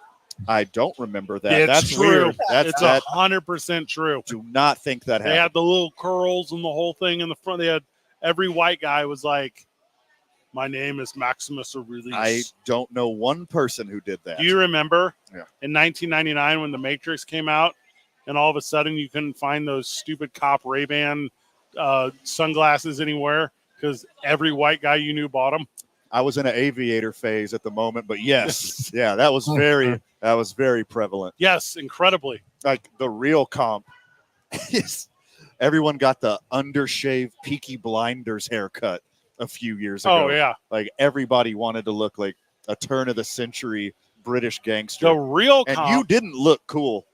You know who I'm talking to. The real comp was in COVID 2020 when you could buy when everyone got COVID. Yeah, no, not that. Okay. When you could buy a 4-year-old motorcycle because the Sons of Anarchy spike had just passed. Because every loser had a motorcycle. They had a leather jacket life. See, from my perspective, it was 100% Bieber. Bieber was the guy that came across and had everybody wearing the hair a certain way. That's a good one. I'm pretty sure that did reach adults as well. Ariana Grande's makeup. That's a huge one. The Bieber cut, that one came back. Because when I was a kid, the skater boy haircut with the flippy across the forehead. Jonathan Taylor Thomas. That was the hotness back then. It was so cool. Sure. Okay, so it seems like it was more of a masculine look then, because at the time with the Bieber, no. Oh no. Okay, so that guy was he was a little sassy. Oh, you should look, hey, JTT, Jonathan Taylor Thomas, and the other kid who wasn't as good looking. Familiarize yourself with. There's no reason that Home Improvement should have been successful. Yeah, this guy. Yep. Okay, that's right. Yeah. I bet is the first picture that you Googled. Is it him on the cover of Teen Bop?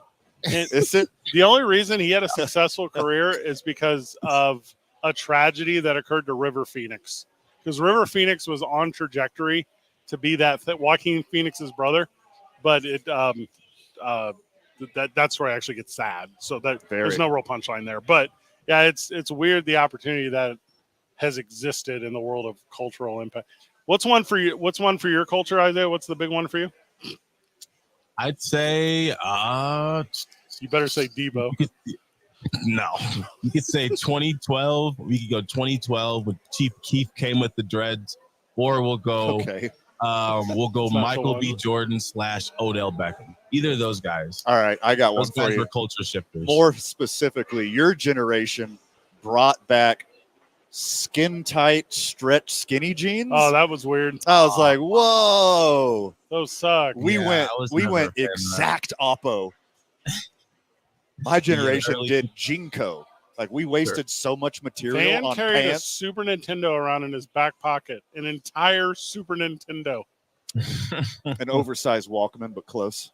We had Nintendo DSs. Those were the days, though. Like, I wish you guys were able to have experienced a field trip, a school field trip, where everybody on the bus is playing each other in Mario Kart without Wi-Fi, but just because you're close enough to somebody else's Nintendo DS, you guys could like connect in this little local, and then you'd be sitting there and someone would like hit you with a banana, and you'd stand up and like go find them on the bus and like see where they were and give them a little look. Did any of your tell me if this died before you got to make decisions about your own appearance as a child?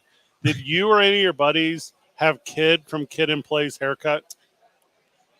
Kid from Kid and Play. Yeah, no, you don't even know. I don't even know that reference. No, that's before that's Zay's house time party, for sure. brother. You don't know. Okay. I still know the Kid and Play dance. Oh, so do I. I'll never forget I know it. the Kid and Play dance Never through and forget through. it. Yeah. So I didn't see his haircut, but I did see some people that had the Juice haircut. Yeah, but that's You an know easy one. Yeah, that's like that. Not that one. No, I never saw someone that could pull that off. There, maybe movie, about half of that. The movie Juice with Tupac. Yeah, that kind of haircut. Oh, and it's got like a right angle in it. Oh yeah, yeah, that's sweet. That is sweet. I like legit wish I could do my hair like that. I would for a while. That's like a bite out of Gumby's head. There's a bunch of them in baseball right now. Like all those flow haircuts, like they're all because of Bryce Harper. And if anyone says it's not Bryce Harper, they're just intimidated, like someone who is doing Bryce Harper. Like it's the look. By the way, college football players find a new haircut. Mullets are dead. Oh, they're dead. Yeah. Oh yeah, they've been dead. They're super dead. And the second I cut mine off, call it. That's it. You cut yours off 3.5 years ago. Yeah. The bleach blonde Q-tip thing, also dead. Like I don't need that. Like that. Bad news, brother. It's coming back. I have seen. I saw multiple. It's because of Cody Rhodes, dude. Is it really? He's got it. Okay. He looks cool. Cool looking cat. When we get back from the break, we'll figure out the weather here at Ice Stoves Park. Bet we're hanging out till 7. It's 2 Men on 95.9 FM and AM 610. The Sports Animal.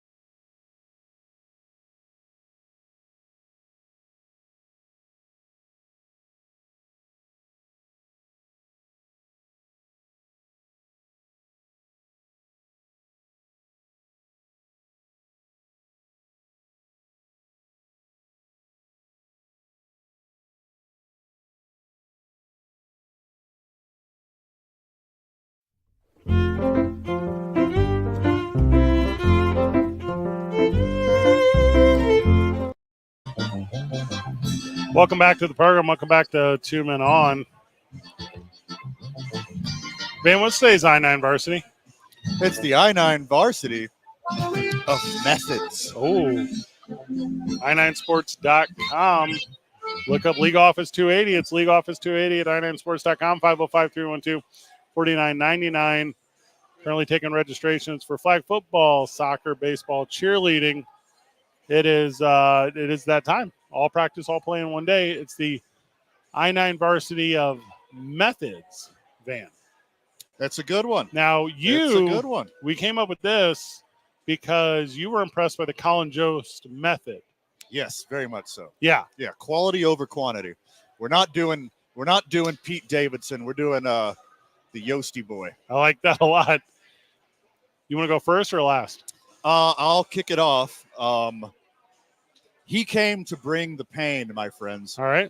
So first on my I-9 varsity of methods, my leadoff hitter is Man.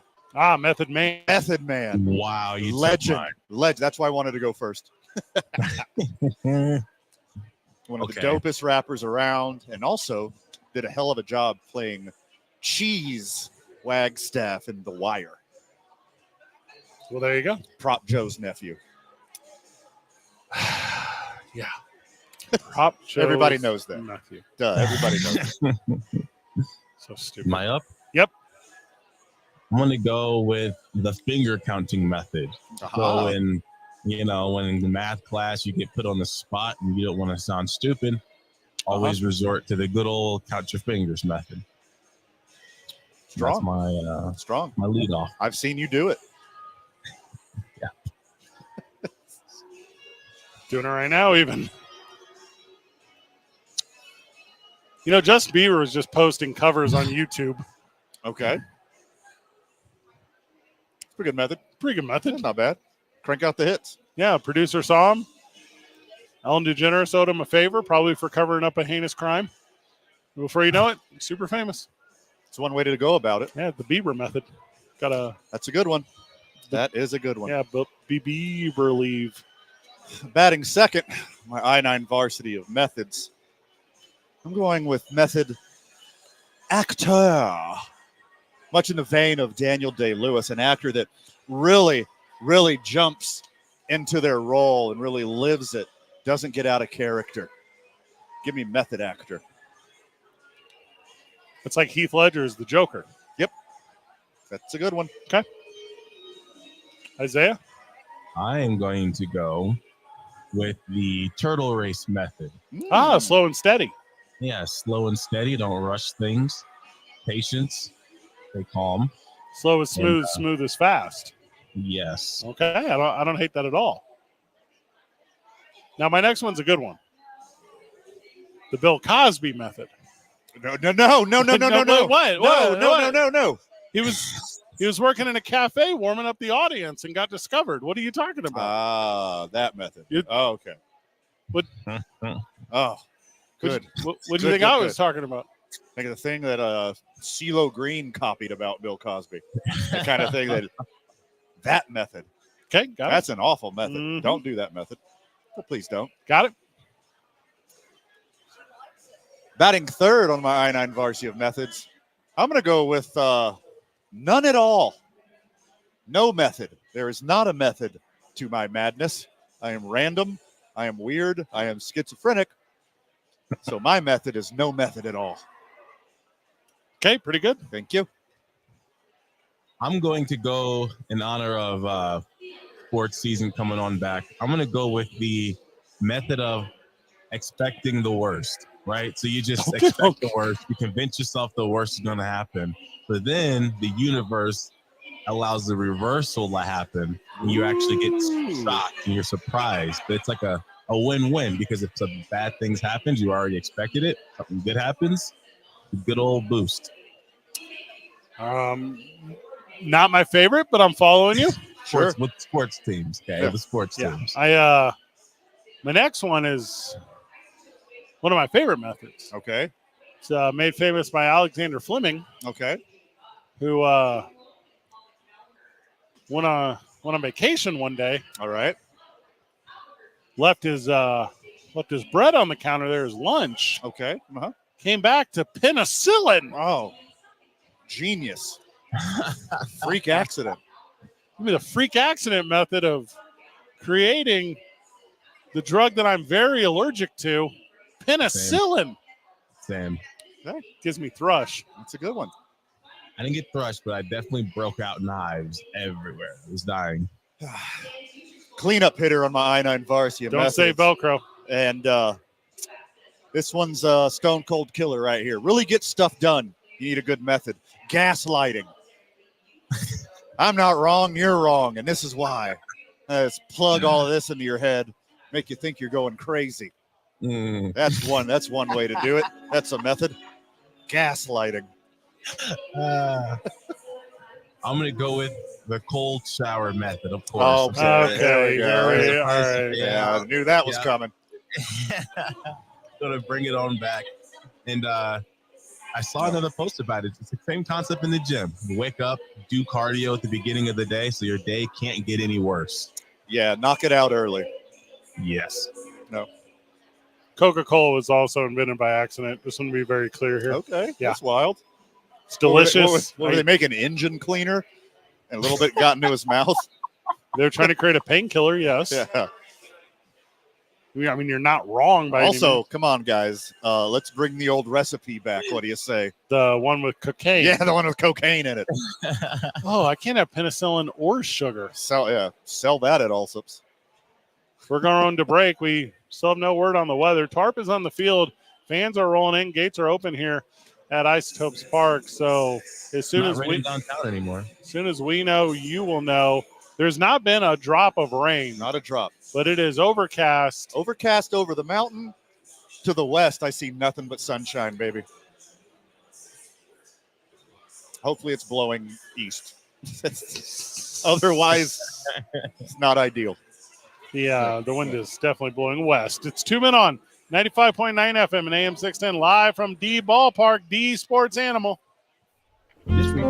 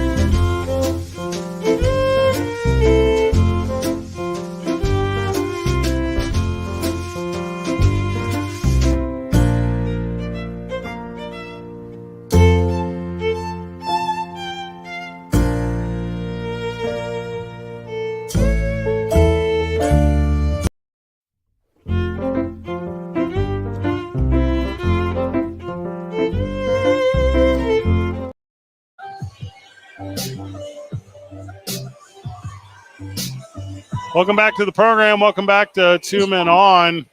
We got a fun one right here. As we have just learned, there's going to be a little bit of a delay, Van, on the game. I mean, the nice, beautiful, sunny spot looking out to the west side is getting bigger and bigger. Yeah. So it's moving towards the mountain. I think we're going to be good. But hey, better safe than sorry. Also, not a lot of better places to hang out than right here on the concourse of the lab. It's just giving these kids extra time to color their new hats. Yeah. So sweet. Super sweet. Also, like, don't get your hat wet. The marker will bleed. But also Yeah, unless be that's careful. the look you want. Ooh, smart. That was my first thought. Like when I got this hat, I was like, oh, you know what I'm going to do? I'm going to stain it with coffee the way that lazy YouTubers do of sneakers. Is that a thing? It's very much a thing. Okay. I learned something new today. Why do they rub their shoes with coffee? This Something upsets me. streetwear. Okay. The derelict line. Nice. That is a Zoolander reference, say. Yeah, he didn't get it. We should go back and check that one out. It's pretty ridiculously funny. Okay, I'm on it. Yeah, Zoolander never. I haven't got to that one yet. It's the best one. Not Zoolander 2, though. Just the first one. Yeah, it's of all of the ones. Yeah, it's a good one. It is the best one. We were talking about it for a week. Let me rephrase. I talked about how I wouldn't talk about it for weeks. Okay. I said it's going to be a non-story. Ayuk's going to be there. He's not going to get traded. All of these stories are made up by the 49ers. The Steelers never had a shot. The Patriots never had a shot. The Browns never had a shot. This was all planted by talking head by the 49ers. Fred, they don't do that. Yes, they do. And the whole time he was going to resign, and he resigned. Do you see the numbers on the deal? 30 milli exactly. 4 years, 120 milli. Sure. Makes him the 6th highest paid wide receiver in all of the land. I believe he is overpaid. Yeah. Yeah, 100%. But not the kind of overpaid where you regret it forever. The kind of overpaid where you learned how to negotiate. Or, I mean, this is just going to be the new standard for wide receiver 2s. I mean, like, in 3 years, this 30 million is going to look like nothing. And then also, again, reiterate, he holds out and he's wanting a certain amount and he doesn't get the amount he wanted. He ends up taking the same deal that he had been offered for this whole entire time. 6 weeks ago, this same offer sheet was on the table for 6 weeks. He just thought about the prospect of having to play in New England without Tom Brady or have to catch balls from the ghost of Russell Wilson, whatever's left of him. And he's like, you know what? Number pretty good. It's pretty. When he saw Russell Wilson only take 5 snaps in the preseason, and he was like, oh, Mike Tomlin actually is a liar. There never was a competition. You can't trust anything about this organization. At least give me the guys that have told me my value from day one on a team that I know can compete. You know how favored right now the 49ers and the Kansas City Chiefs are to go to the Super Bowl? It's outrageous. It's outrageous. It's outrageous. If any show is having a conversation across this great country about any team besides those two teams, that's not a show based in logic. You're not wrong. I mean, blah, blah, blah, any given Sunday or Monday or Thursday or some Wednesdays, some Saturdays. Big religious Friday, holidays. Couple Fridays. Definitely Friday, holidays. Holiday. So any given day, every day, an NFL team can be any other NFL team. There's 53 athletes on there, blah, blah, blah. This is cliched, you know. But not anyone can win this thing. No. There's like 5 tops, 2 with a really good shot. I genuinely believe that the Ravens and the 49ers will be the 2 best teams. Now, yeah, if maybe. You want to take the Chiefs because of Mahomes, obviously. Do you remember last year and the year before that and the year before that? Yeah, the Ravens will be the best in the – sorry, Zay, stepping all over you. The Ravens will be the best in the regular season again, and then they're going to figure out Lamar Jackson again. And then the NFL will obviously cheat for the Chiefs again. And Justin Herbert will win 8 or 9 games again. The Chiefs have 0 holding calls in all of their Super Bowl wins. There's holding on every play. They are cheating. Wow. They don't have 1 hold in any of the Super Bowls. No, you know what they have? A lot of State Farm money. Yes, they do. This thing is not the thing that fan claims it is. Sure. I think Derrick Henry changes some things. We'll see. No, but no, he does not. He didn't win anything when he was in Tennessee. Bad argument, but touche. That's not on him completely. What? He can't get 300 yards a game. If he was He's the quarterback, he's not in high school. if he was the QB, I'd say, or high school. A running back can win you some games in high school. But without them, they'd won 3 games. When we get back from the break, well, it's the improv hour, Van. Let's go. Ice Toast Baseball is on the delay. It's 2 men on 95.9 FM and AM 610. The Sports Animal.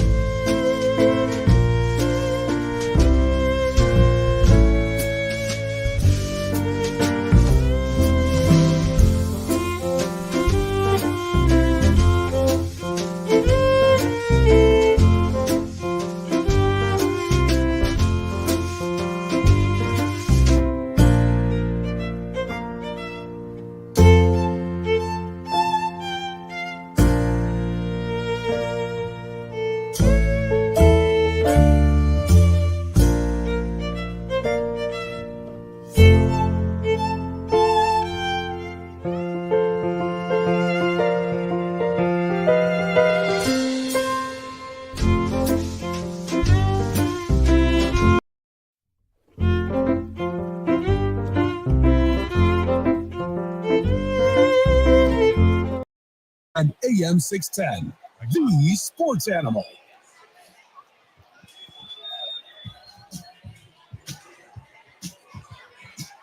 Welcome back to the program. Welcome back to 2 Men On, where it's 2 men on, 2 men on overtime. That's pretty sweet. Josh Sushan joins us. Welcome back, Fred. Thank you. Missed you this week. Did you? That's not what you were saying yesterday.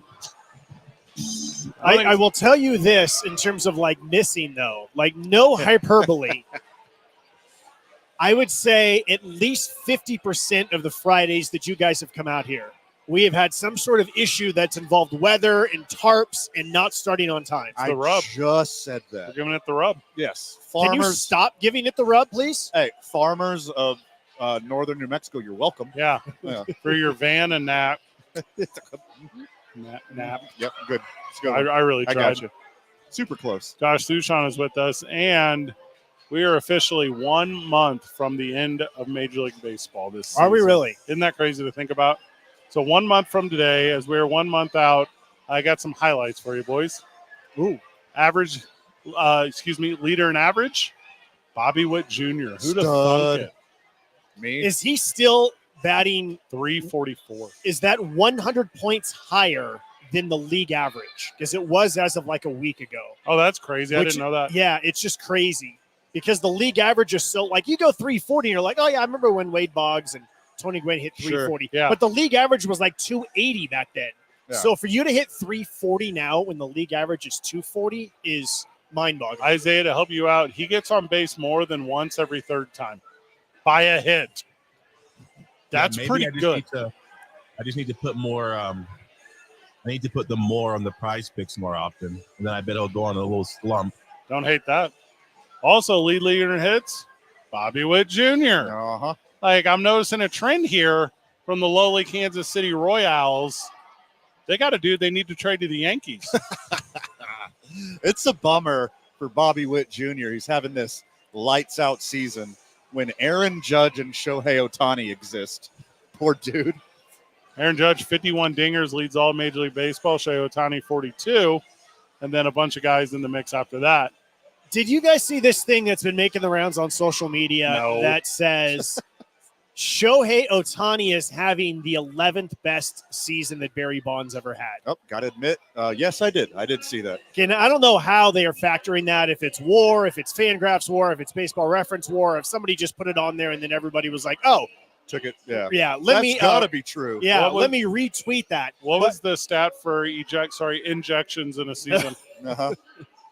Also set a record. Well, actually, the answer is 0 because if you know your history, there was no injection. That's right. It was a cream. It was the clear underneath the tongue. It was my knee hurts. Let me just rub this lotion on it. It really was pretty genius when you think about it. At the time. Right. Well, I mean, it wasn't so genius because they eventually got busted. But for years, it was like, just rub this cream on your knee. And put Adderall in your locker so it looks like. It wasn't Adderall. What did Mark McGuire have? Andro. Androstenedione. Yeah. Yeah, I could imagine when I was prescribed Adderall, the first thing I thought was, I bet baseball players turn into just elite athletes with this stuff. Greenies, Josh, I got a good question for you. Shohei versus Aaron Judge. Who are you taking on your team if you're the first pick in the draft? Is Shohei hitting or pitching? Well, you get him as a full player, so everything they can do for your team. Shohei Ohtani, easy. He pitches, he hits, he runs. He'd be the best center fielder in the league if he played center field. Knows the odds. And there's a secret, hidden trick with Shohei Ohtani too. Not only is he a top 5 hitter, top 5 pitcher, he frees up a roster spot. So you get 2.5 players for the price of 1 player. There's no counter argument to what Van just says. So I'm just going to keep nodding my head. All right, sweet. Good radio. Well, who's selling more jerseys? Because I'm just in it for the money. Oh, wait. Jaron Duran. Yes. This is not the team I want it to be. Nope. Aaron Judge leads in OPS. He's better than 1.198. Juan Soto right behind he. And then again, Bobby Witt Jr. Boys, I'm noticing a theme here. Bobby Witt Jr. also 1 month out, leading all of Major League Baseball in runs. Bobby Witt Jr. is 7th in RBIs. I'm telling you right here, Bobby Witt Jr. is your low-key MVP of this league. Sorry, Aaron Judge's 123 ribbies. Imagine if Aaron Judge had just a normal April, right? Because everything Judge has done was despite having this horrendous April. He'd be going after Barry Bonds right now instead of going after himself. Yeah. Who's the league leader in stolen bases, since you have it up there, Fred? I'm pulling it up for you right now. While he's looking for it, let me ask you a question. Because I'm curious even how it's easier to steal bases now, right? De La Cruz with 61. Shohei Ohtani second with 42. Okay, so he's at 61. Maybe he gets to 80 or 90. Yeah. He ain't getting 132 that Ricky Henderson had. No. Ricky Henderson would get the first and then get 2 steals while on base. That dude was unreal. Ricky stole 132 one year, and he had 3 or 4 that were over 100, and that's when you could throw over as many times as you wanted. Yeah.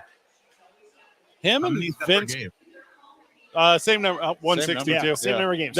Him and Vince Coleman And Tim Raines. Yeah. Those three, good one. Those three cats were built so different, and I don't know what that. It's got to be twitch movements. I don't know what else to call that.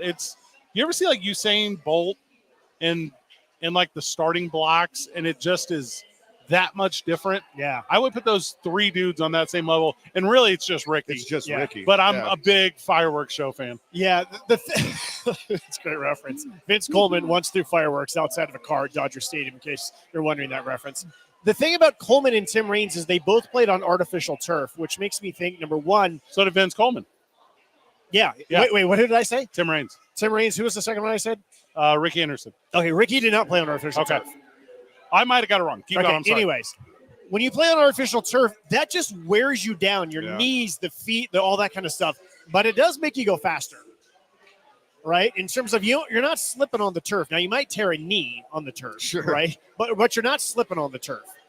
So whenever I think about like baseball in the 80s, like how much that was a factor in how Andre Dawson's knees got tore up. Mm-hmm. But for Tim Raines and Vince Coleman, they're standing out on the blazing hot AstroTurf every day in St. Louis and Cincinnati and Philadelphia baking, and then they still stole 100-something bases. Also, I guess guys are just lazy to first. What's the slide step? Yeah. Then Benito Santiago came along and said, I don't need to stand up to throw you out. I'm just going to stay on my knees and throw you out at second, and that changed everything. I mean, he revolutionized the position. Yeah. Everybody tries to do that now. Yeah. That one little hip flip, and then next thing you know, the ball's at second base. Well, and everyone except for Ricky Henderson would be out. Yeah.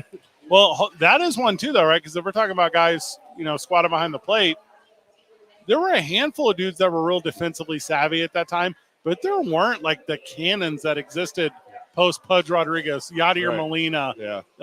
Buster Posey wasn't that. There was.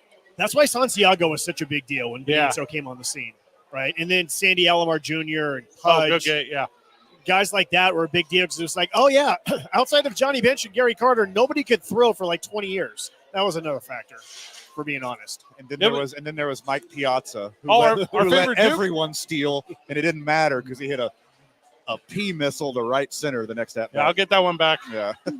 I heard this expression earlier today from some scouts, and it was, about whether or not someone should play the outfield. And they're like, well, you just want them to drive in more runs than they allow in. Yes. Tough here at Isotopes Park. Yeah, that's true. It's a tough one. The weather is not ideal. No, it's the first one of the year for this, it kind of feels like, from my recollection. It's not raining. Need to be very clear about that. But it's not sunny. It feels like it's about to rain any second. Tarps on the field. It's dark all around us. It's sweet that everyone has a new hat to protect themselves. And that they can color said hat. We started one. Did you? Yeah, look at that. Oh. I colored in Orbit. Look at that. That's my dude right there. Did I get the color scheme right on Orbit? You did. It felt right. You did. This feels like one that I want you to sign. I've never asked you for an autograph. I feel like this is the thing I want you to autograph. But I'm not contributing to the artwork on it. Well, when you let me hand you a marker. I don't want to ruin it because you've already done such a good job, and I'm terrible artistically. I think a kid stole the markers off our table. No. We are in Albuquerque. Once you open the gates. Forgot where I was for a second. Crayolas are like gold. That's how good he was at stealing. I didn't even notice. They were actually rose art. Yeah. We didn't even care. We were just talking about Ricky Henderson. Good steal reference. Well done, sir. We sat down with Hunter Stovall earlier. How was he? He's low-key super nice, right? He's a dude. And then he really wanted to talk about hunting, but we were able to move the conversation away from it. How many times can I ask what it feels like to shoot a hog from a helicopter? Every interview? Yeah, it does sound awesome. It's awesome every time. I want that. Even as like a veggie person, a plant-based person, a vegan-adjacent person, sure. I was like, well, I mean, they're a plague on the area they're in, the feral hogs. Like, I think it would be moral of me to go into a helicopter and blast a bunch of those guys. I'm helping the environment. I'm the good guy here. Here we do a lot of fundraisers, and Van or I are always calling someone to be like, hey, can we get a hot air balloon donated for a raffle or whatever? if we lived in Texas, this is the thing we would get donated. Yeah. Like, there's no doubt in my mind, I would trick a lot of people into paying a lot of money to organizations to be able to fly in a helicopter and just full metal jacket out like a run of hogs. I don't think you're tricking people. I think they're like, heck yes. I mean, the same thing exists here, but it's Chihuahuas and Borellas. Oh, I don't like that. That's not the one. We don't have an official start time for the game. Except that it won't be 6:35. When do you want to do pregame? I want to do the pregame show 20 minutes before the game begins. I love this. I'm in. Okay. But I just don't know when the game begins. Listen, I missed radio all week. I got filler. Oh, you got filler. Want me to hang out and fill with you guys? Josh Sushan sticks around whenever we get back. It's 2 Men On, live from Isotope Park, 95.9 FM and AM 610. The Sports Animal.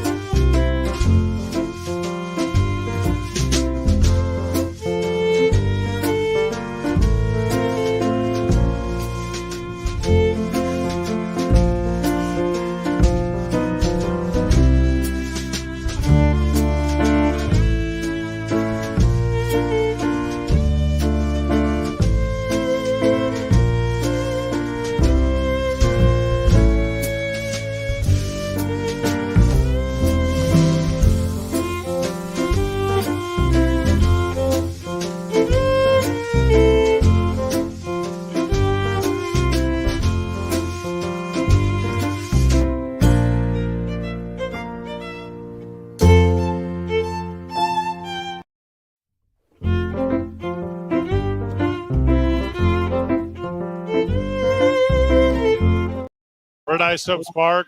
We're on the concourse. We do our show. There are lots of people here because the gates are open. Tarps on the field.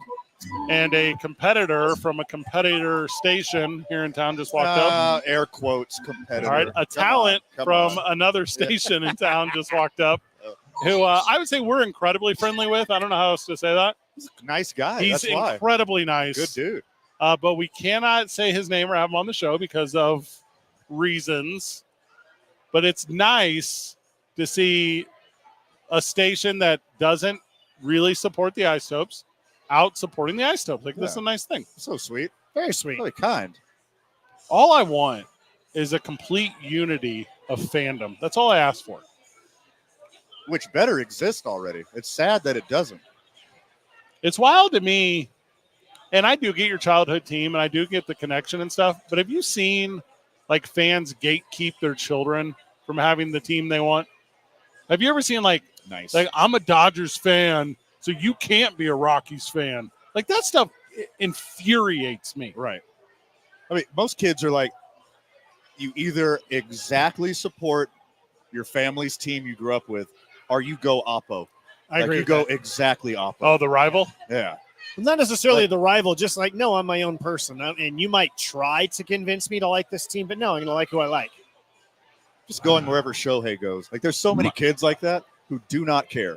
They just want to watch Shohei that's a Ohtani good point. play baseball. They like the player, not the game. This is actually one of the things I find most fascinating about sports fans in New Mexico. Not talking about like Lobos, Isotopes, but I mean in terms of like, who's your NFL team or who's your Major League Baseball team?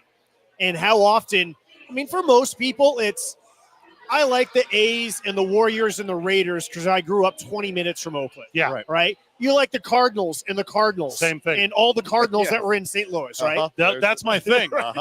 You just like all the Cardinals. I think you like Louisville too, right? I like the Cardinals and pro wrestling. The only two things I had.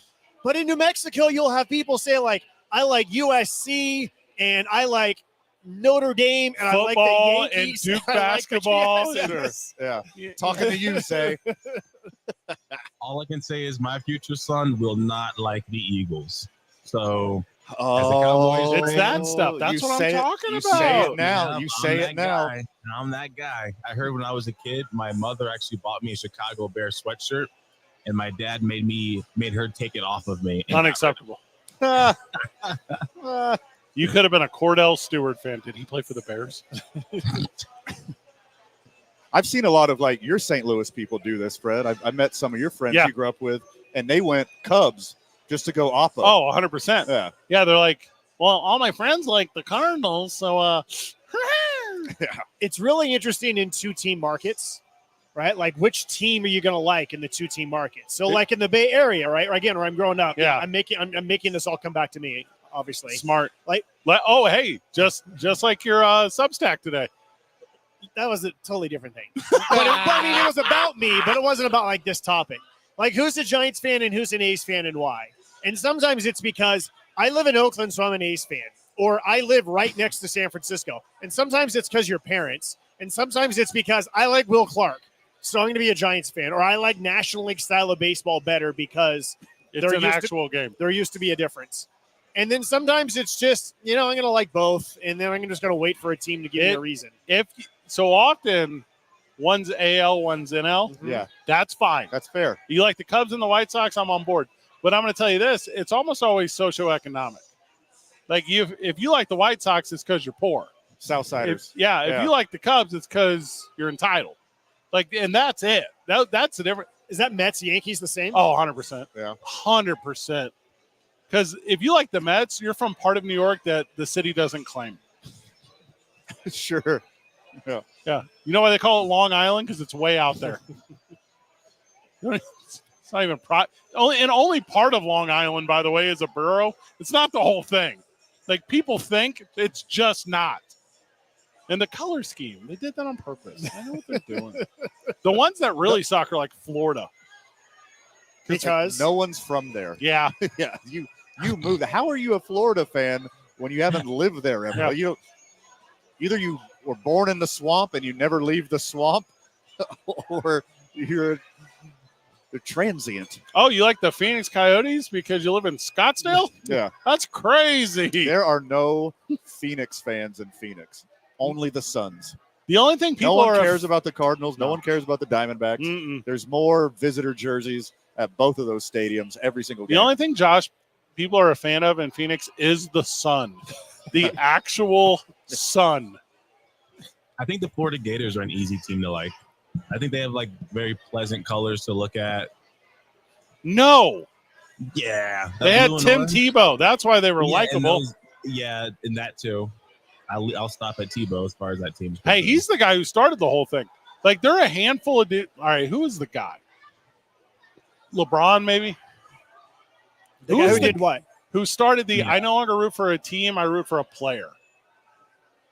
I don't know if Tebow was the first, but he was definitely a guy who that went through the stratosphere. Oh, it's with Deion. him. It's Deion Sanders.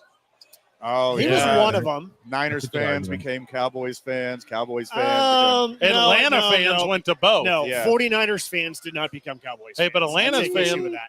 Atlanta fan, 100%. Hey, and 100% 49er fan, Cowboy fan, and Atlanta fan all became Yankee fan. No, incorrect. Totally incorrect. I do not know a single person who liked the 49ers who then liked the Cowboys because of Deion Sanders, and I know thousands of 49ers fans. But did they like the Yankees because of Deion Sanders? No. Oh, I don't Wherever know. he went, They didn't there like was the a Reds rooting or the interest. Braves either. Hey, before the St. Louis Rams were in St. Louis, I liked the Atlanta Falcons because Ray Lankford played for them, and that's real. Yeah, that is sweet. He played for the St. Louis Cardinals and the Atlanta Falcons, and he was my hero. There was two dudes I knew in high school, two buddies of mine, and their favorite player was George Brett. They had no connection to Missouri, Kansas City, anything, but they liked George Brett, and so they became fans of the Royals. And to this day, it's just a habit. They're still fans of the Royals. Not even for on the field results because he fought an umpire. Because he fought an umpire. That's why that was this thing. You ever see the video where he fights Craig Nettles in the middle of a playoff game, and then they're just like, all right, separate them, game on. No one ejected, no fines. He slides in the third, comes up. They just start throwing haymakers at each other. 45 seconds later, all right, play ball. Anyone who leads with a right hook shouldn't be in a fight anyways. No, Like you don't start with the haymaker. yeah, you don't know what you're doing. You warm up to it, baby. Yeah, the people are watching. Nolan Ryan's Are going to you see that left or coming a right-handed? mile away. What's Are that, you Isaiah? left or right-handed? Is that a check hook or is that like a strong? Is that are you left or right-handed throwing that right hook? Everyone's right-handed, and everyone that doesn't know what they're doing leads with a right hook. I'm left-handed. But right hook for a lefty is kind of a little sneaker. No, not to anyone ready. Yeah, Because that's what everyone does. And there's no winning. If you fight someone in public, there's no winning. Like, one, you lose the fight, and then you don't win. Two, you got in a fight in public, so you don't win. Yeah. Three, what? Here come the police. Run Yeah. fast. Well, Hope you're not so yourself. tired you can't run. you ever see If some you're of the defending police they yourself. put on the field at Major League Baseball games? They're not going to catch you. Yeah. Not going to catch anything. That's retirement city. That dudes who sit at a desk all week and they're like, yeah, I do want the overtime pay. I am about that. My experience growing up. What if you're just walking though, and then a group of people try to gang up on you, and you just take everybody out? And a bunch of people. Is this see- John Wick? Are you like what? It's possible. No, that is not possible. If that happens, you run. You run away from that situation. No one is watching. Run away. Run, Forrest. You have to believe. You don't believe you can be John Wick, you won't be John Wick, and you need to be John Wick. Okay, Oprah. What is this? Yeah. You want a beauty Is pageant that in law radio? Law of attraction for street fights? Is that what we're doing here? Forrest Stolting runs media relations for the Ice Tubs. You just said run, Forrest. I meant Forrest Gump. I know. So so iPhone will automatically update the photos now. Are you guys familiar with this? You put your own photo in, it updates. So I had a picture of sad Forrest Gump after he found out Ginny had AIDS. Okay. And that was the picture I had for Forrest Stolting in my phone. That is funny. Yeah. And then whenever his thing sent me an update, it didn't give me a chance to close it. I was like, no, I don't want that update. I want sad Forrest Gump after Ginny Gump came back into his life, told him that he had an illegitimate son, and admitted to him that she had at the time an incurable disease. Reaction face. So now it's Forrest waving on a boat. Because I lost the photo. You can get the photo again and update it yourself. The other one showed up first. Yeah, fine. Do you guys put like That was joke? just straight funny. You guys put joke images for people on your phone, right? Quite often. It's my go-to. Yeah, move. quite often. There was one time, like 20 years ago before smartphones, my roommate Shay, I changed my name in her phone to say Brad Pitt. And then I called her. And so when her phone rang, she's like, hey, you guys, Brad Pitt is calling me. Nice. It took That's her so a couple sweet. minutes before she realized it was not really Brad Pitt. We used to. So I made a TV show years ago, right?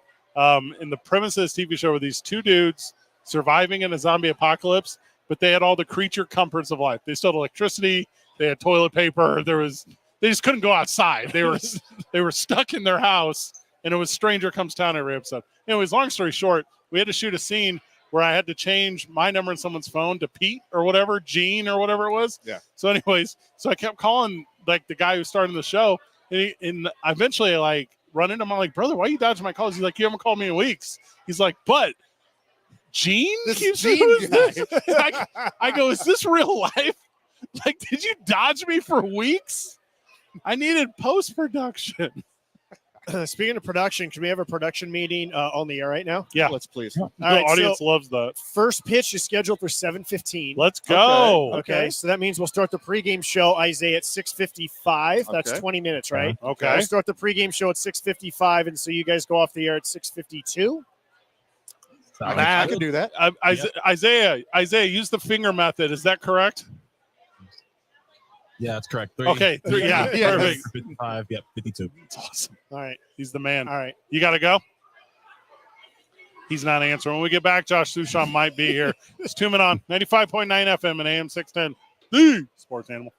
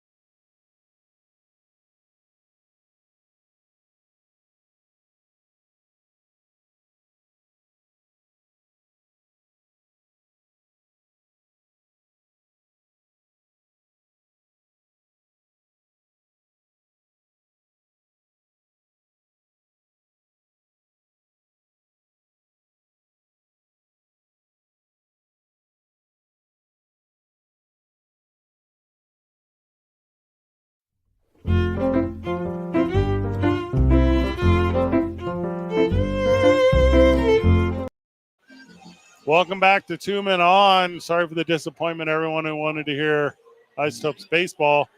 First pitch postponed till 7:15. So you get to hang out with myself, Van Nunley, and the voice of the Isotopes, Josh Susha.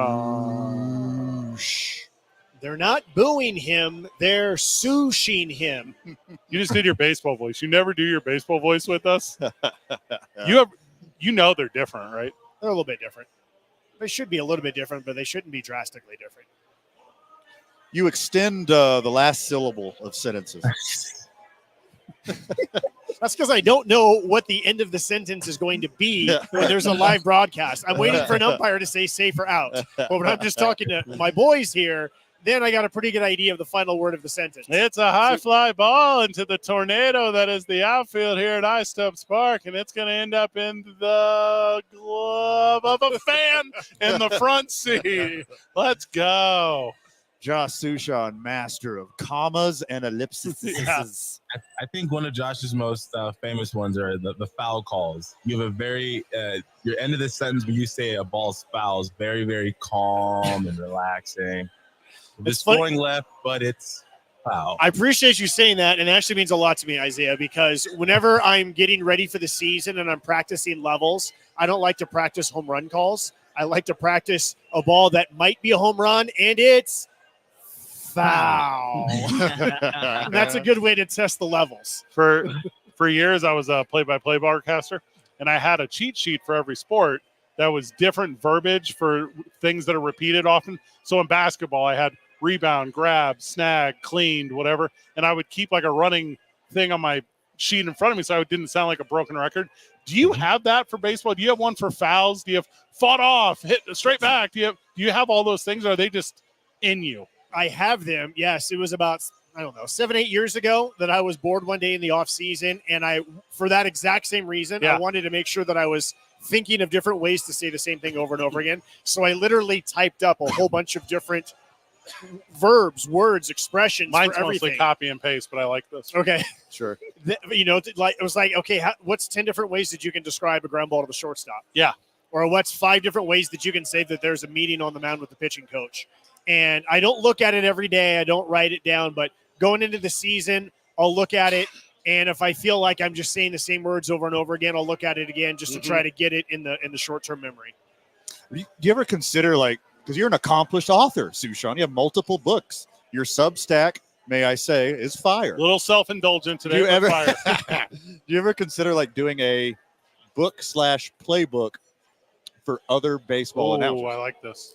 That's a really good idea. Unfortunately, my friend Jesse Goldberg Strassler has already done that. He wrote the baseball. But a good one thesaurus. this time. Do a good one. Yeah, Jesse did a baseball thesaurus, and I think he did 1 or 2 other sports he might have done as well. What's another word for thesaurus? Synonym? Yeah, so just do a baseball synonym. Yeah.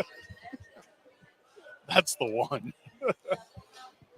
You do a really fun crafting the call show. We don't talk about this enough on here. It's a cool YouTube series.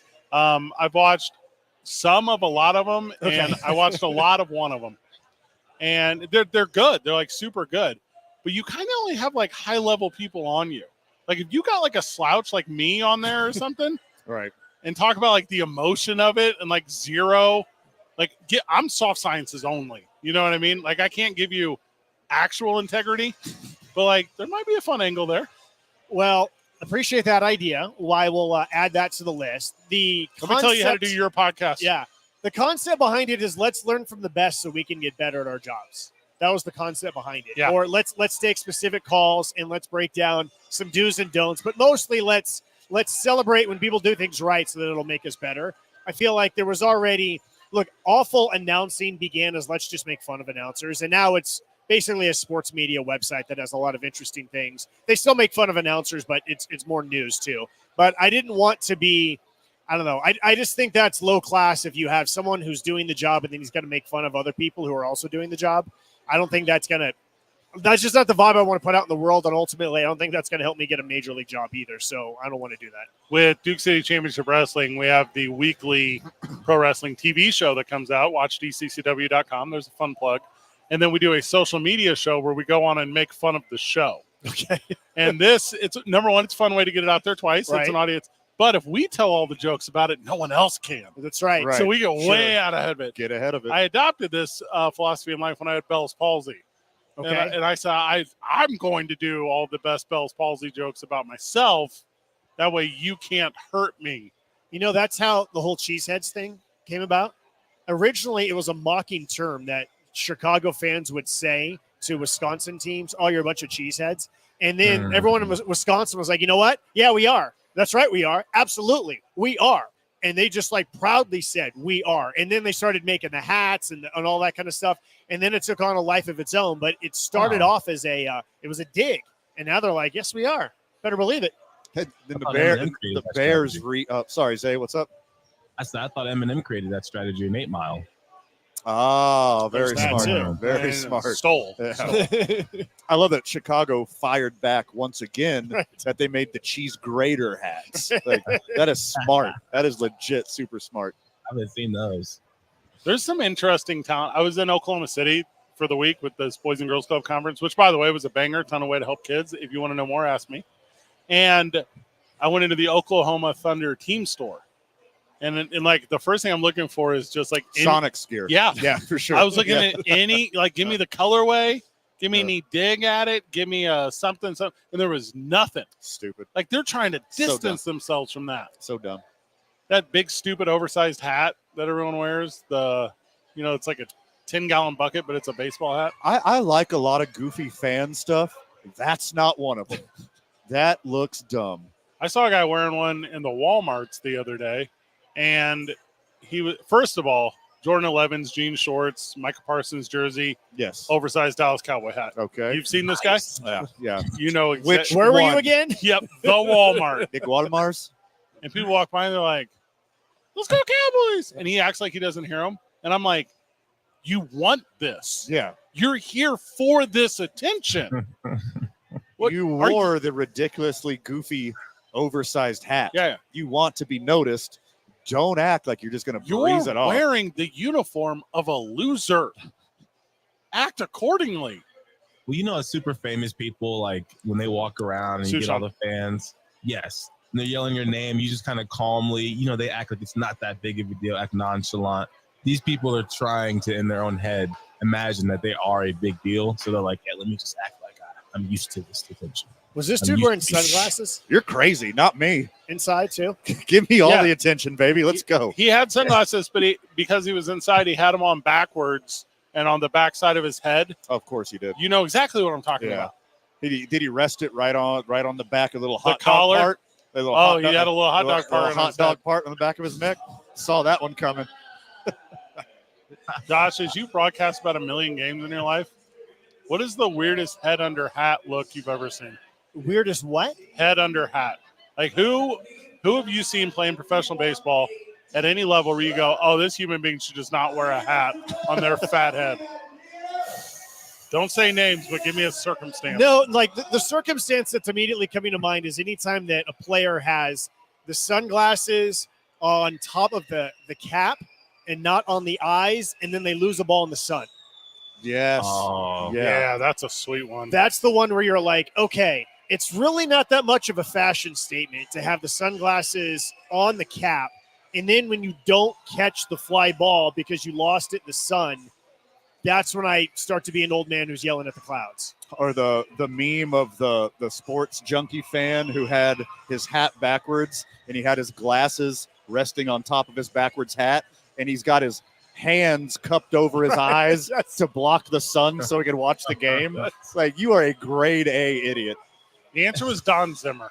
Okay. Don Zimmer, okay. Because Pedro knocked his hat off. He looked weird in a hat. That's what I'm trying to get to. Boys. Josh, it was nice of you to sit with us. It was nice for you to continue doing your fabulous award-winning show while we wait out the inclement weather. Hold on. We ain't won number one. No. We don't even submit. No, number one in the ratings, not in awards. You know we're not, like, there's a fee associated with that. Like, Yeah. we're good. I can relate to that. I refused to be involved in any organization, or I have to pay money to be a part of it to be considered for an award. Yeah, I'm not. That's not me. Now, if we had a sponsor that was like, hey, No, hey, we seriously. really want to, hey, friends of the show, listen, 505-246-0667. Yeah. Call Isaiah, get connected. If we had a sponsor who was like, yeah, we really want to sponsor you guys losing at some stuff, I would be like, yeah, let's go. Let's lose for sure. Yeah, you want to watch me lose a Pulitzer? That Okay. is the thing we Sure. need. I'm very It's good low at that. hanging fruit. Yeah. So, all right, Josh, you're stepping away. Yeah, Whenever we come back from the break, we wrap this thing up and hand it off to you. Yeah, so pre-game's at 6:55, and you guys will close about 6:52-ish. And Perfect. game's at 7:15. Love it. Tuning on 95.9 FM and AM 610, the sports animal.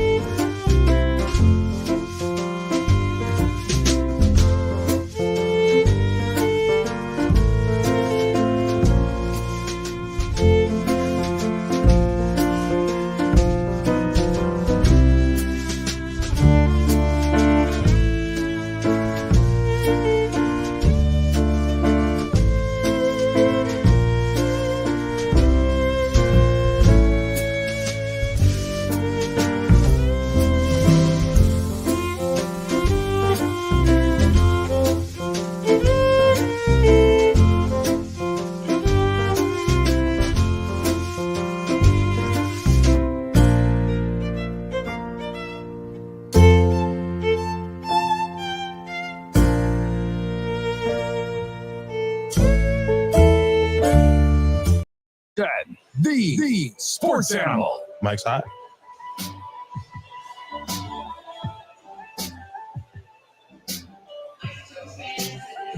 Welcome back to the program. Welcome back to Tubing On. We're still at the park. Rain delay. First pitch, though, 7:15. Yeah. Make your way down. I do still think there's some giveaway hats at the entrance because I'm not seeing anyone without them. Make your way down. It's got mellow here temperature-wise.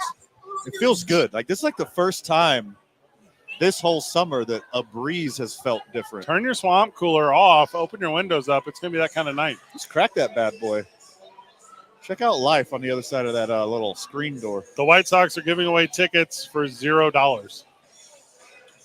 How else are they going to sell that beer? That nacho cheese won't go bad, but a lot of the other ingredients in that stadium are going to go bad. That science cheese, that'll last forever. roaches, Twinkies, and nacho cheese will be left after the apocalypse. The White Sox had a makeup game yesterday or the day before. The announced attendance say 17 people for a makeup baseball game. More people showed up to the game later, the real game, but a makeup game, 17 people showed up. You're lying. 17. It is sad. Super sad. $0. I personally think it's a little high. You want to get paid to show up? Listen, you need to cover my PTO too, okay? Look, even though they are the worst team in the history of baseball, I'm talking all the way back to the 1880s. They're the worst team in the history of baseball. At least they're trajectory. They got to go on like a 20-game winning streak not to be the worst all time. They're not doing that. Even if it's the worst team in the history of baseball, some people should still show up to the game, right? Just to like have fun at least. Yeah. So what can they do to flip this thing around? I'm not too familiar with rebuilding in the MLB. Like if this was NFL, I'd be saying, okay, who's next in the draft that can shift this thing? Like who's the next great player that they should have access to get? Does the worst team just get the first pick that smoothly, or is it like a lottery pick? How it is with the NBA? They just changed the rules 2 years ago that it depends on your market and the last time you got number one pick. But it's basically worst team goes first. But there are some caveats. It's going to take years. If you lose over 100 games, it's going to take years for you to get better. So they might not be this awful for long, but they're going to be bad for a while. Sweet trades. They got to trade some guys. But the thing is, like, no one wants to play there. A lot of the good players will have no trade clauses where they say, oh, I'm not going to Chicago. And they're like good free agents until they turn the corner and at least get competitive. They're not going there either. I feel like if they're a good team, it should be a fun market to play for, a fun team to play for. They got passionate fans. Like you get to play in Chicago, third biggest city in the country, huge market. But like, is that it? Still, you suck though. It doesn't matter. You just suck. Yeah, I'm sure you'd rather go to the Cubs. Yeah, I mean, Cubs is a good example. They sucked for like 3, 4, 5 years, and they turned it around and won their first World Series in forever. And then my beloved Astros, they sucked for 5 years. They turned it around. But you got to like have a good front office, and you got to get lucky. And a plan. Or you can do like the Braves and sign all your super young kids to really affordable deals for a lot of years, and then you're done set. You know, like no, you don't have to be forever good, but you have to be good the next 5 years. Sure. Because otherwise this plan doesn't work, and you're the Athletics. A lot of people are the Athletics. Who, by the way, with their young core of quadruple A players, are the best team in baseball over the past 6 weeks. That's not a joke. Can't imagine the Athletics being a team name. It just sounds like a division or something, you know? The Athletic Division? Yeah, yeah, something like that. Or it's like a team name on like The Simpsons or something. It's like, what do we call them? I don't know. Athletics? They're athletes? Whatever. Let's do that. I feel like usually mostly teams have an actual name to them. Like the name is like an object, or it's not like a body type. It was a good show today and probably all week. We got some really good feedback. You were missed, of course, mostly by me, but also a small handful of friends of the show reached out and said, hey, is Fred okay? Does Fred have COVID again? I was like, yes, he is okay. He's working. Isaiah back at the studio. Thank you. Thank you. Stay in tune, Cowboy fans. We got a good year coming. No. Friend of the show, we're not going to be on Monday. The boys are on vacay for 3 days. But I we'll be forgot back about that. on Tuesday with our fantasy draft live from Howie Sports page. It's going to be a fun one. Good job, everyone. Keep breathing. See you on Tuesday, Burke.